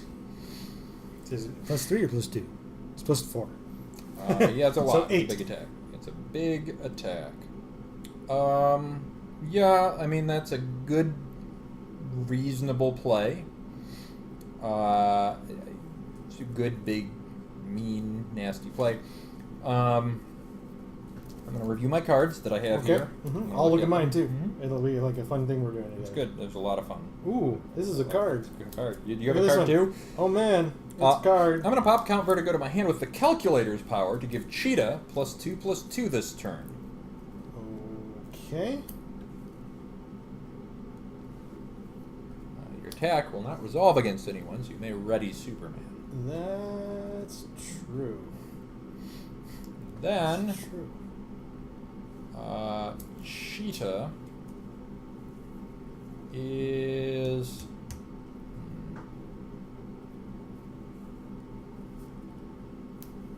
Cheetah's going to attack Kleenex. Interesting. That's going to hurt a lot, I think, for you. Yeah, it's quite possible. I think this is the right play. We'll see. Probably is. Let me look at my stuff again. Sure. I mean, you're going to get Kleenex. Yeah. And Superman's counter. Could cost you a lot of life. It does.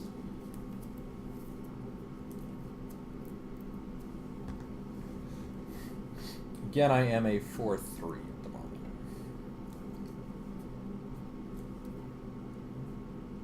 Oh, I see. I see. For the turn. For the turn. You think you're being clever. That's what's up. No, I hope I'm being All right. clever. I'll take 3. Hmm? I'll take 3. You will. What I will take is 3. We have matched the same. I'm going to attack Cheetah Yes, for 8. that is a big attack. It will work. Are you doing something else? Why are you doing something else? I'm going to play Soaring to New Heights. I don't like that. Target Team Superman attacker you control gets... First, let me make sure you... Can you do this multiple times a turn? Or I believe it's only once a turn. Yes, okay. Target Team Superman attacker you control gets +3 attack this attack, and also gets +3 defense if you control Superman. Oh. Oh. That's spicy. So I'm an 11-6. Boy, that is going to hurt. That's going to hurt. Clever girl. Well, you're right. That will stop the counter stuff. Let me look at my stuff. So your defense. Boy, that's a big defense. It's 3/3. Only if I control Superman. Yeah.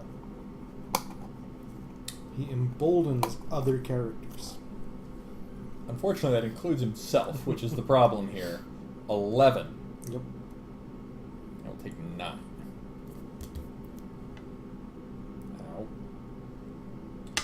Ow. Yeah, I mean, I still have to do it. I'm going to get rid of the counter. Take Superman for 6. 6. Mm-hmm. I'll take some extra breakthrough. I'll take 6. Jeez. That was a bloody game. Yes, it is. Wow, 37 apiece. Jeez. I sure wish I could do something awesome, but I can't. Ah, no. That was rough. Now I must choose. That's weird. Why did you do that? I don't have an answer. Let me think. What is this? What is this? What is going on?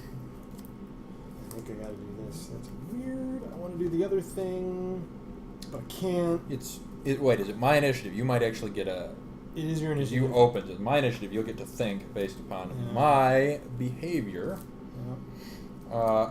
I am going to recruit Dr. Light. Dr. Light has, whenever Dr. Light becomes stunned, I may put a Villains United character card with a cost of 2 or less from my hand into my front row if I don't control a character with the same name as that card. Then I will recruit Count Vertigo. Oh. Maybe that does dictate what I do. It's kind of interesting. It's weird. No 4-drop. Not ecstatic about that, but that's a good combo. That kind of makes that useless, but I'm going to take butts of damage this turn. Butts of damage? Butts of it. I don't know what that whole means. Butts. I don't even know what it means, but it's great. I can do... If I want. Do I want to? I might not at that point. True.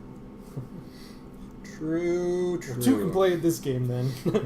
I'm going to recruit Batman. Oh whose my. power is activate, discard a Gotham Knight's character card, negate target effect from a non-ongoing plot twist used only during the combat phase. Sorry, it's an activate power.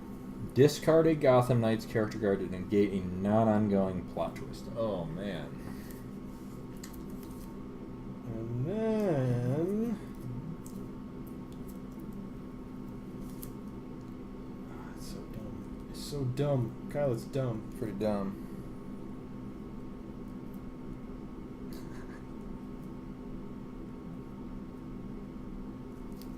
What does Light do? Dr. Light says, whenever Dr. Light becomes stunned, you may put a Villains United character card with the cost 2 or less from your hand into your front row if you don't control a character with the same name as that card. This is going to be bad. This turn is going to be bad. That's Be actually a really good position for you. It's a good position. I think I recruit Maggie Sawyer then as well. Oh, my. Defenders adjacent to Maggie Sawyer have reinforcement. Yeah, that's a good play. Will I do this as a surprise? I just didn't want to do that. Maybe. This is gonna be. I think this is gonna be a bloody game. Is that your formation? Yep. Right. So. How do I do this mess? I guess I'm going to attack Superman with Dr. Light. And I'm going to pop count Vertigo with Calculator's power to give Dr. Light +2/+2.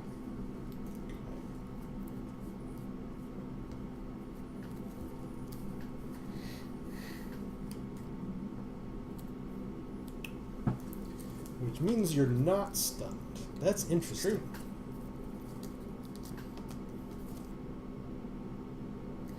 There was a thing you did this turn that made me reconsider my approach to this turn. That's interesting. And if I do stun you, you get a 2-drop, which is maybe just Vertigo again, which you could use immediately. True. Correct. You try to stun me. I have to think. You do have to think. What You could do your indeed. awful... What evil can you reek? Reek? I showered what's today. Prison turn of rot? I think. Rot. It's reek. With a like wreak havoc, yes. Yeah. I was right. It felt wrong, There's though. something terrible there. What havoc could you wreak? Yeah. It's right, though. It's right. It feels wrong, but it's right. But it's second person referring to... So what havoc could you wreak with a 2-drop? I'm not comfortable with that sentence. You take it back. I know it could be Vertigo. You know one thing it could be, and that thing could be Vertigo.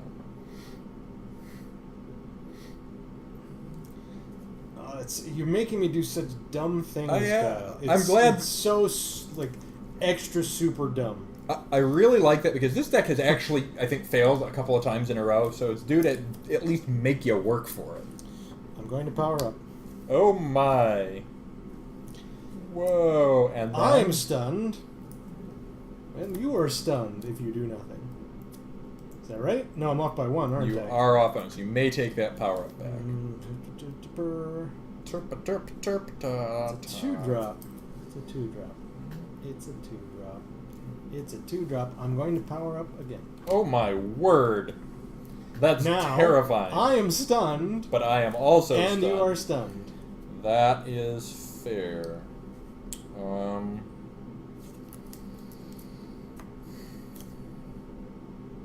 It concerns me to no end that you are this interested in stunning my character. I don't approve. Especially because you got that nasty vengeance power. It does it that.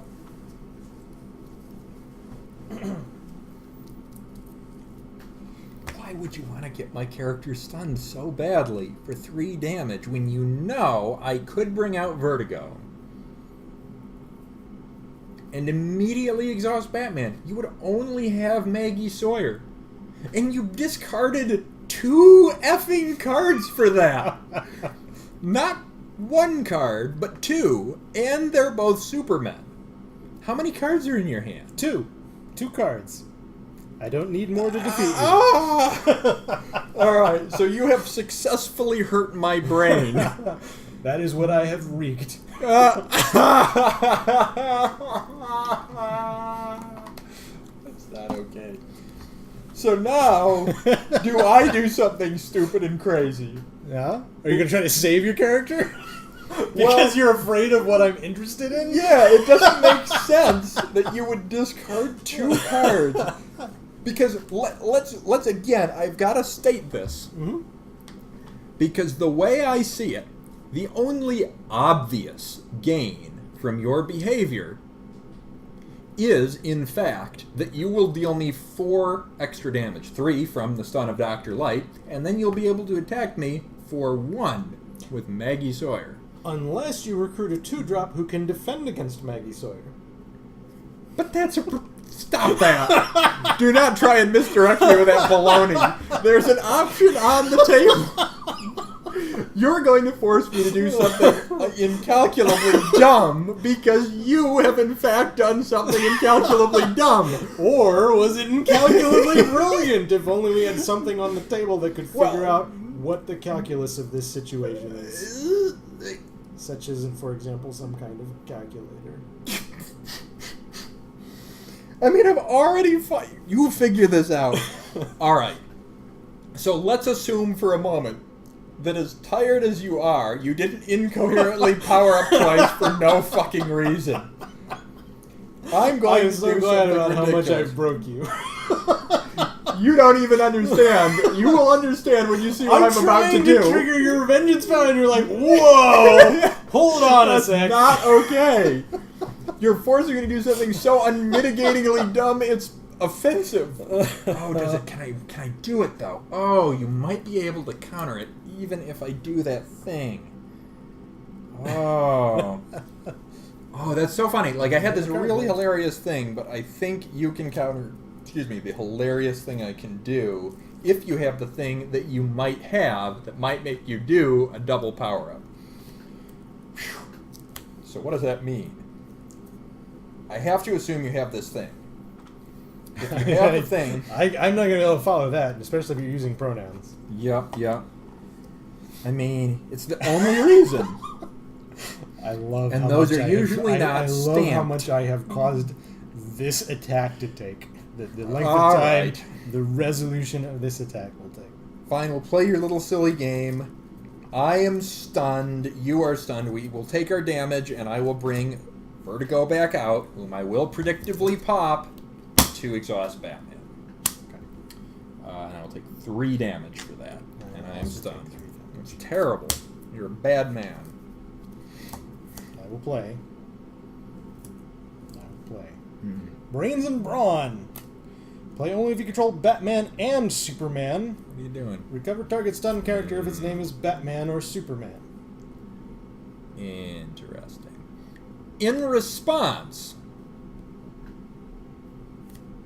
I will play Systematic Torture. As an additional cost to play, exhaust a villain's united character you control to KO target stunned character. Ooh. If you do, that character's controller is pinged for 3. Okay. Take that, Superman. It's funny, that's not the thing I thought you were going to do. But it's okay. I want to go back at the end to show you the weird chain of events, because it's novel. And I'm pretty sure I'll remember. I'm not 100% sure. I'm pretty sure. I'll recover Dr. Light.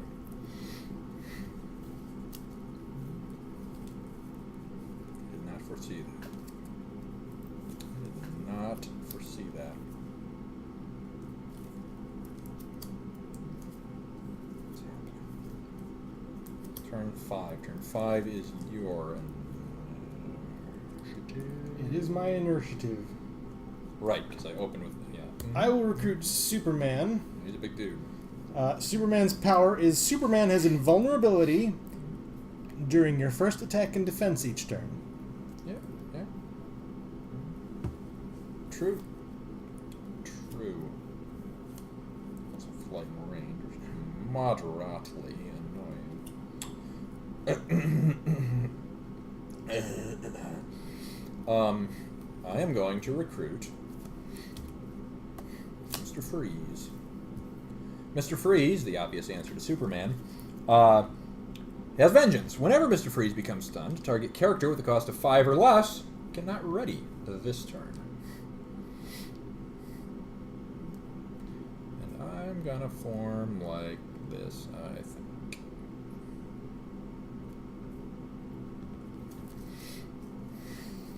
Okay.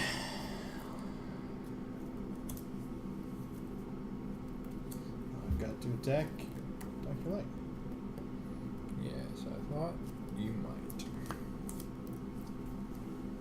So what does that mean?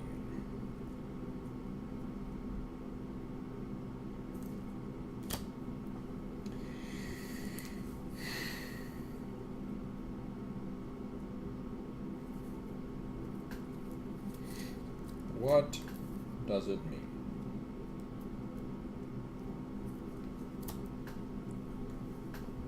You're at 31, I'm at 34. You have Batman. And I've no 4 drop. I don't know the 4 drop. No, I just wanted to rhyme. That was actually a poem. For those listening at home, they can... I don't think that rhymed. It did. It's fine. You can listen to it again. It's great. It was pro. It was pro. It was pro. So you're attacking Dr. Light. I am. I don't even have flight except for Dr. Light. That rhymed. See, I did it again. Yeah.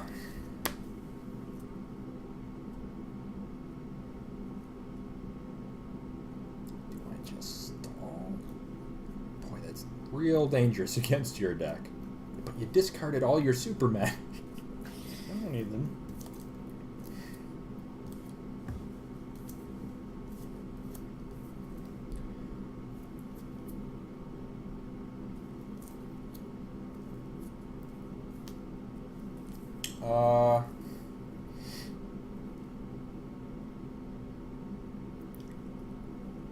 I'm going to play Return Fire. As an additional cost to play Return Fire, exhaust a non-defending character you control.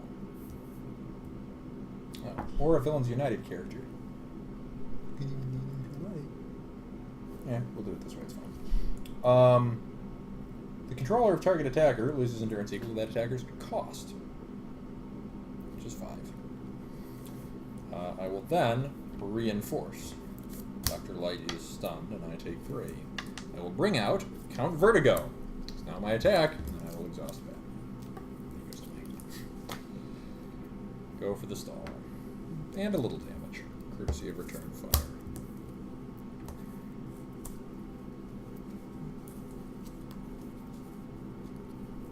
Interesting. Now it's my initiative. That's cool.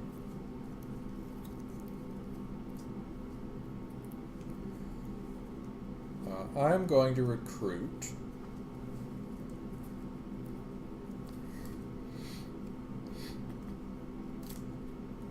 I wish I had some flight.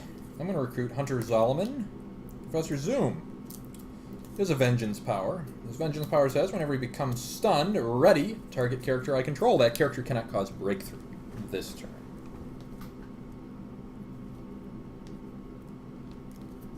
Hold on. He does not have range.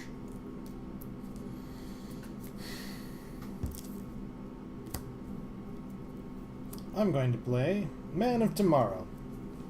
As an additional cost to play Man of Tomorrow, discard a Team Superman character card from your hand. Search your deck for a character card named Superman and put it into your hand. How do you still have cards to discard?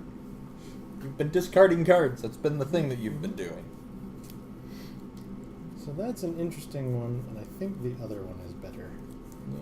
I think you're not going to like him. Let me go see where he is. Seems like a likely outcome. Where is he? Where are you, Superman? Where are you, Superman? Not you.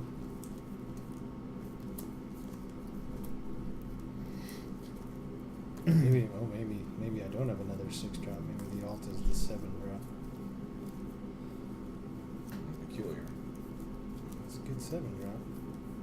Yeah, I only have one 6 drop Superman. Fascinating. That is to say, one type of 6-drop Superman, not only one in the deck. I'm like, oh man, you searched for nothing. That's not what you want. Okay. What's it do? I may pay 2 endurance to move Superman and Cosmic. While Superman is protecting a defender, that defender has reinforcement and invulnerability. Not bad, not bad.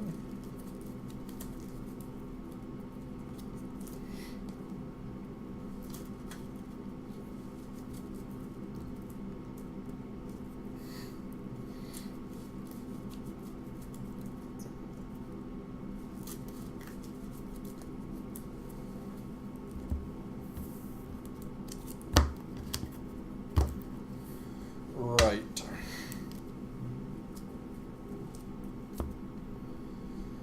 Right. Did you see, so he gives people invulnerability and something? Reinforcement. So freeze does what now? Priest says whenever he becomes stunned, the target character costs 5 or less may not ready. 5 or less. This turn. That's important. Gotcha. Important. It's not that bad. It's bad. I don't love it. Yeah. 5 or less feels nice and balanced. Which is the cosmic power of your 6-drop? The protection, the invulnerability and reinforcement. I may always pay 2 endurance to move. Right. I'm gonna team attack 6-drop Superman. Is that correct? I believe that is correct, but give me a moment to evaluate.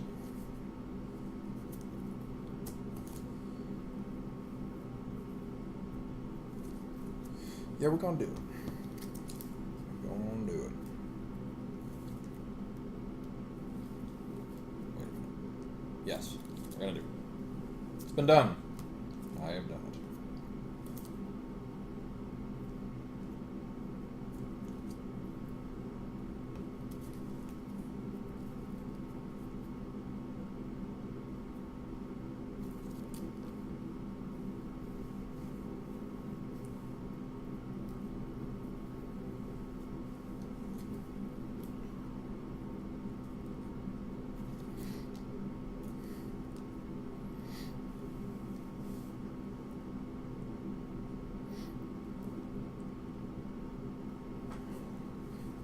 Bleeding out here. That's kind of sad.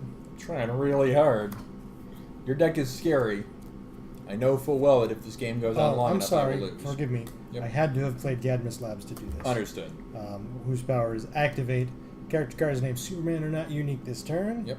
And I'm going to replace it for a power up Understood. of Superman only. Understood.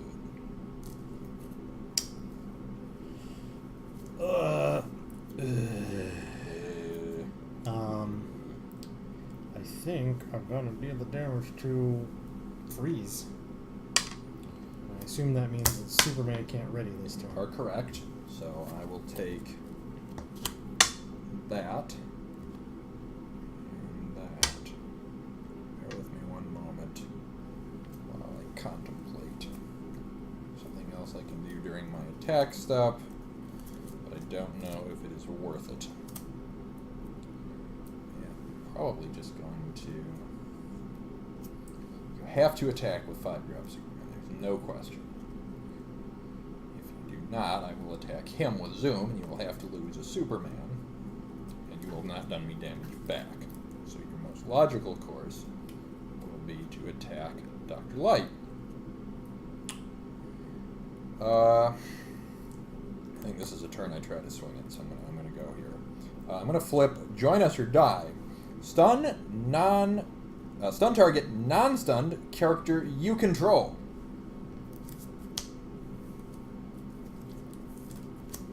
If that character has the Villains United affiliation, I may recover it, and I will. So I will take 3 damage for that. Nope, none of that happened.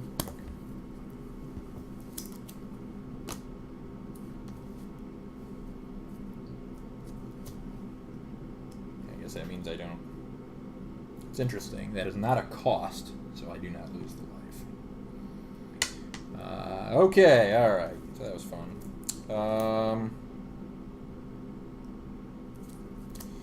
Yeah.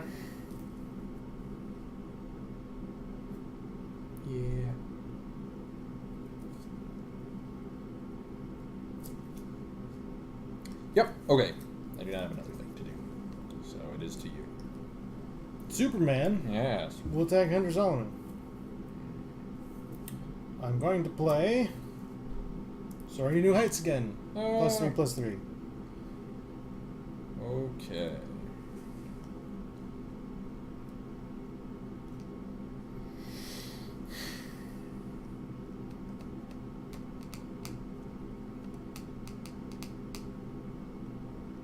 So currently we would be stunned. Which I'm not immensely keen on.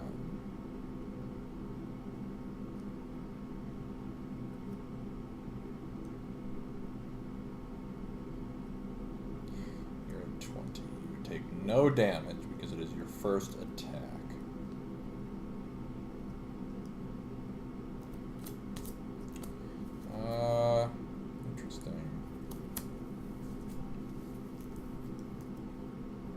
Very, very interesting.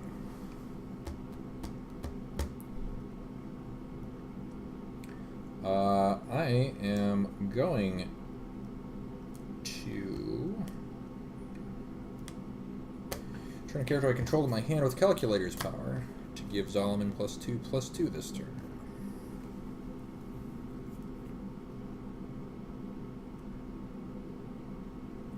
Use only once per turn.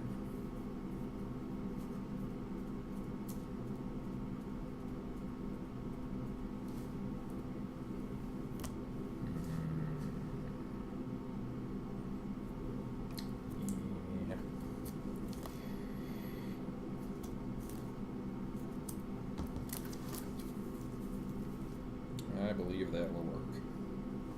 High price, but it will get you what you want. I am stunned. I may ready a character I control, but they may not cause breakthrough this turn. So I will take 6. Let's me add 20.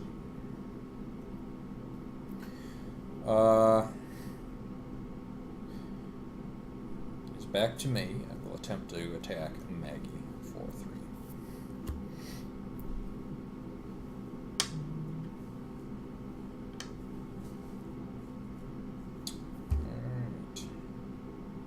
Assume you pass, is that correct? I will let you for 5.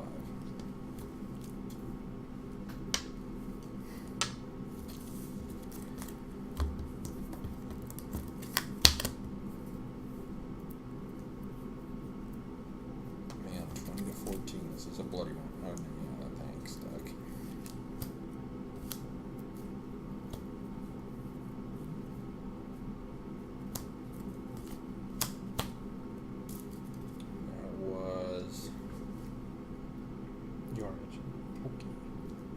Yes. Yes, it was.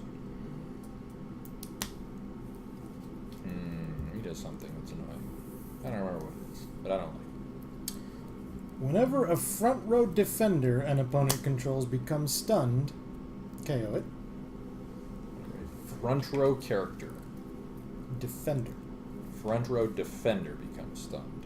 KO it. Right on. I'm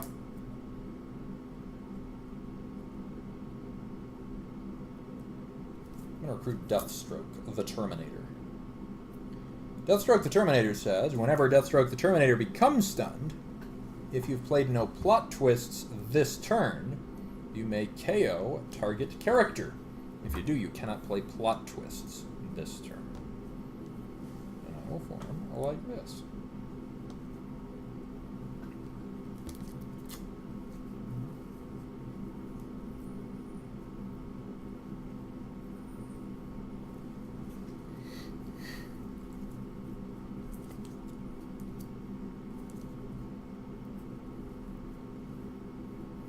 How many cards are in your hand?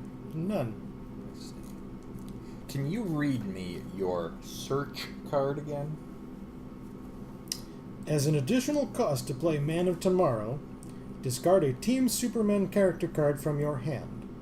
Search your deck for a character card named Superman, reveal it, and put it into your hand. Shuffle your deck. Thank you. That actually kind of matters, which is weird.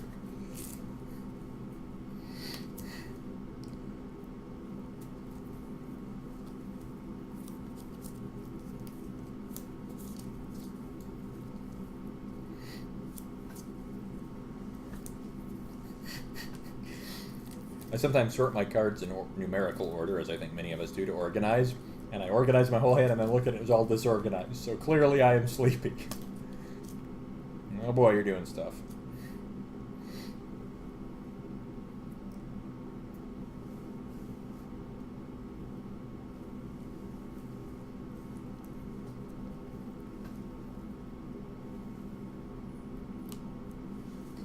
Ian dramatically picked up a card, looked at it, thought for a moment, and then put it back down on the table.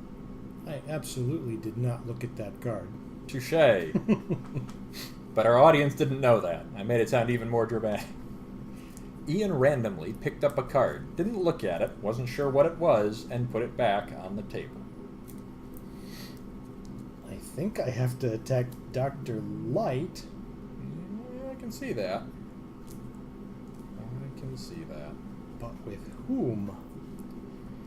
Yeah. I think with the big Superman. Yeah. I think that's the right play. Yeah, it's a pretty good play. What's more annoying about it is I think I have to take it. It's so much damage. It's so much damage, and I really dislike how much damage it is.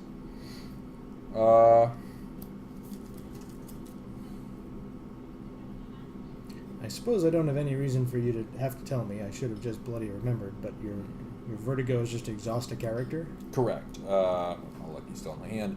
Exhaust target character used only during my attack step. That's pretty good. It's very consequential in this instance, of course. You sure that is the correct attack? Are you gonna kill me more than I kill you? I don't think you are, especially if you take this, because you have to stun somebody to do all your cool stuff. I do. I'll wait until you are sure that's the attack you want. Well, it is the attack I want to do. I was debating whether to play At Their Finest now or as a surprise. Play only if you've played no other plot twist this turn. Characters you control named Batman or Superman get +2/+2 Yes. this turn.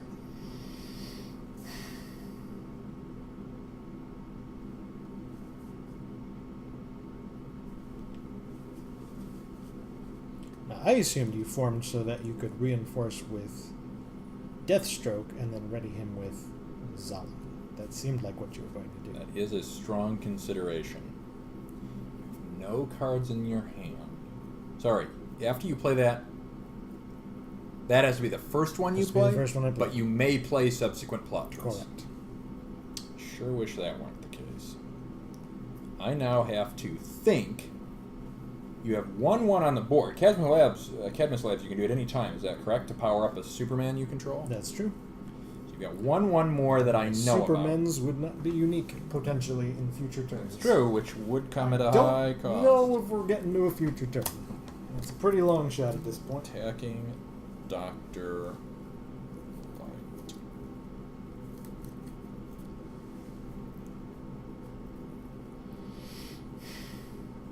But you are gigantic. Pretty gigantic. Stalling would be terrible. Be so asking for it. I'm not so sure. I do have no cards in my hand and only one face-down resource. Yep. But I don't know what you're- your plan for the turn is. So. Yep. Your attack right now. Your dude is huge. Your dude is an 18. He's an 18-16. 16. Eesh. Meaning if you don't reinforce, you will at least be negative this turn. Well, you'd not quite. reinforce and then pass or some shit, but Well, I'll be able to hit you. If I reinforce or not, I'm probably going to bring Vertigo out and exhaust your back row Right, character. of So course. you have a big Batman, Yep. but my characters that are visible are bigger. So unless you can get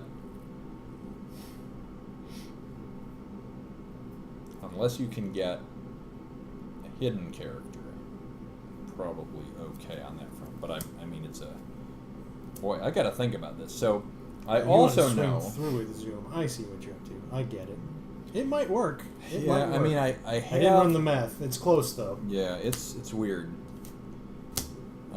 I think the correct course is to let this fly. I totally understand what you're doing. Well, I have one helpful spike, but I don't know how much damage you're going to be able to deal subsequently. And I still have to go through your dudes, which I don't like.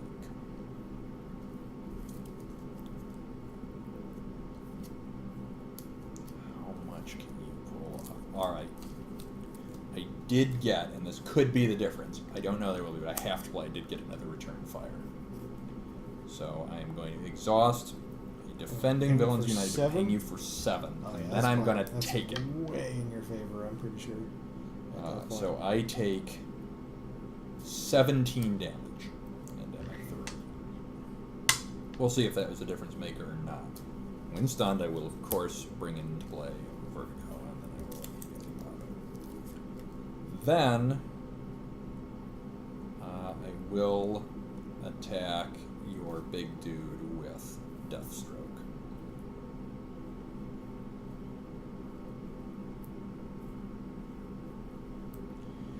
I'll attack your big dude with Deathstroke.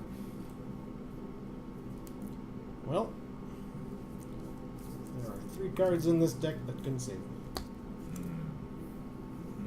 me. There are more cards in this deck. There are some. That is not any of them. That's terrifying. Yeah, your nefarious plan is going to work. I am stunned. I do take 7, so I'm at -4. You are at 0, and of course I KO your dude. So I give up plot twist power. But I can't stop your attack if I can. And I give him +2/+2. 18. And I attack you for... Oh, you can do that multiple times as Oh, long as did you I- have the same attack? I did not use Calculator's power yet, I don't think. Or, yeah, no, I did not use Oh, you only... Calculator. I'm sorry. I thought you did 2 cards at once just then. I was No. confused. So 18 puts me negative So it's 18. 20. Negative 20. The 7 wasn't the difference. But I hadn't run the math, so I did it anyway. Friggin' pings. Things added up. Had I top decked a power up, an additional power up, would I have been able to stop that attack? No, because you could use a calculator. Yes, but then, yeah, I mean, yeah, I had Calculator. It depends on... A power-up wouldn't have done it. That's all I can get. Okay, that's Right? fair. I have no idea what other defensive plot twists you have. I had the Calculator, and then I had a plot twist that would have allowed me to get the stun, but then not been able to fire Deathstroke. Actually, no. The best thing I could hope for is a Oh, brain... I'm a dumbass. I can't do that if I fire Deathstroke's power, so you actually had -13. I can't fire that on Okay. the same turn. Exactly. That's my bad. I I could've- always fuck that up. So you're The card I needed was a Brains of Bra. How does that work again? That's just for cover. Oh, And yeah, that's that would have done it. That would have been... Well, yeah. And then I have to... yeah, that's weird. I don't know what the hell that would have done. So, the thing that I was thinking about earlier, what I was worried about, I couldn't remember if you had KO in that deck. So when you were going so hard to stun my one character, I was worried you had KO. Only KO. Right. So what I was thinking is, well, my Hail Mary would have been, I play Join Us or Die. Best of the best for the saving. I actually had a lot of outs. I had way more outs than I thought. You have the stuff. I know you got stuff. Brains and Brawn. Best of the best.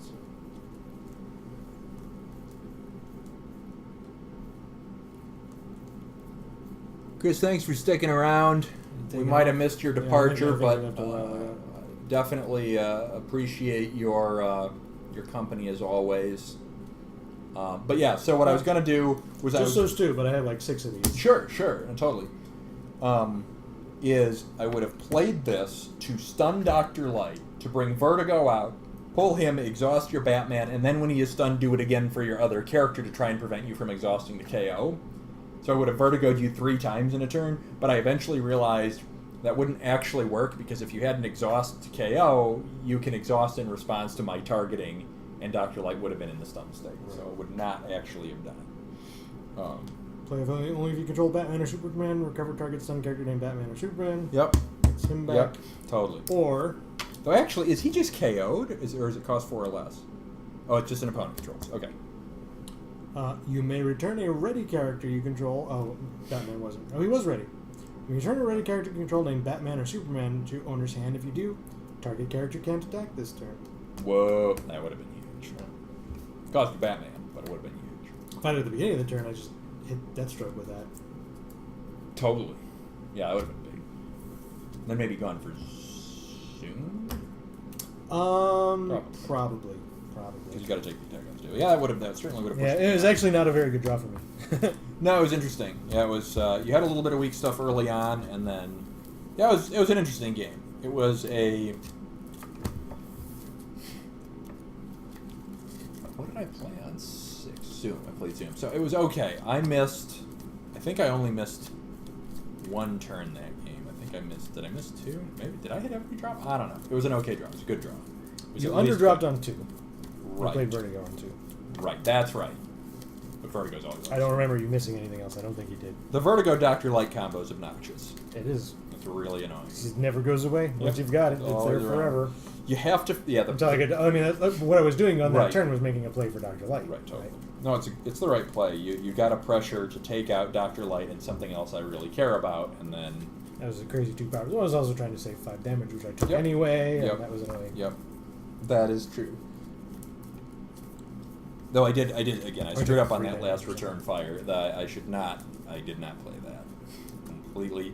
I always screw that for some reason. It's a simple rule, and I don't know if it's that because it's always turn 7, and I'm sleepy by turn 7.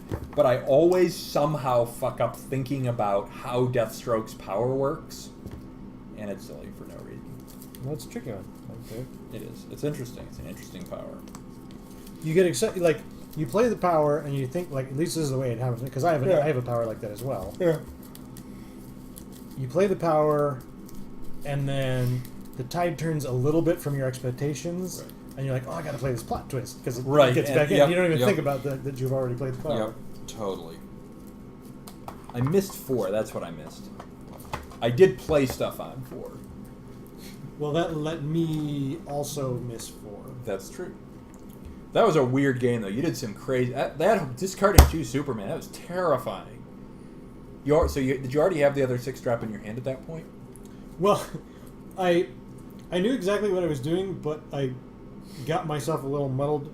I discarded the 6-drop Superman for the power-up, thinking I was going to recruit Batman on 6, but I'd already recruited Batman on 3.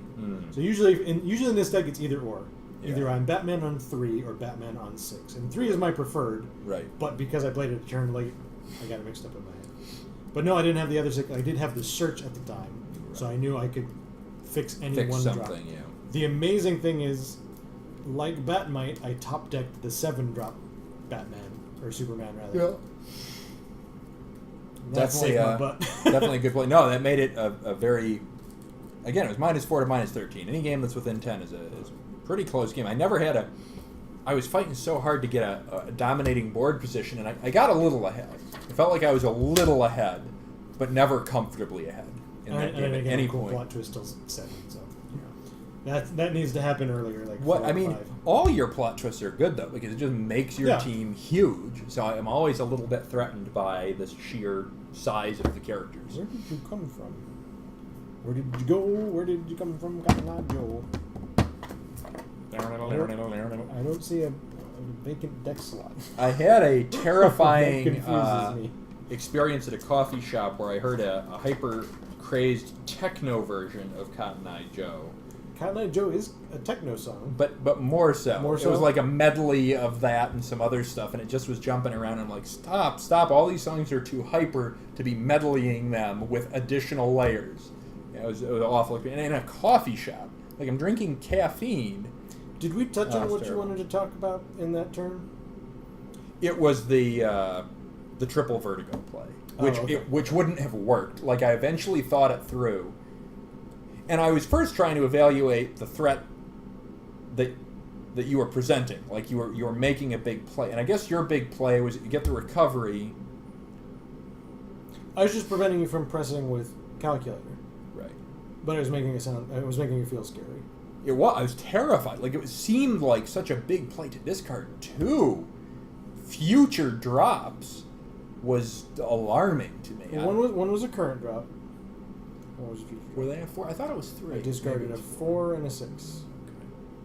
Boy, that was scary. Was it a future? I think it was turn 3 that you did that. No. No? Nope. It was turn 4. What'd you play on 4?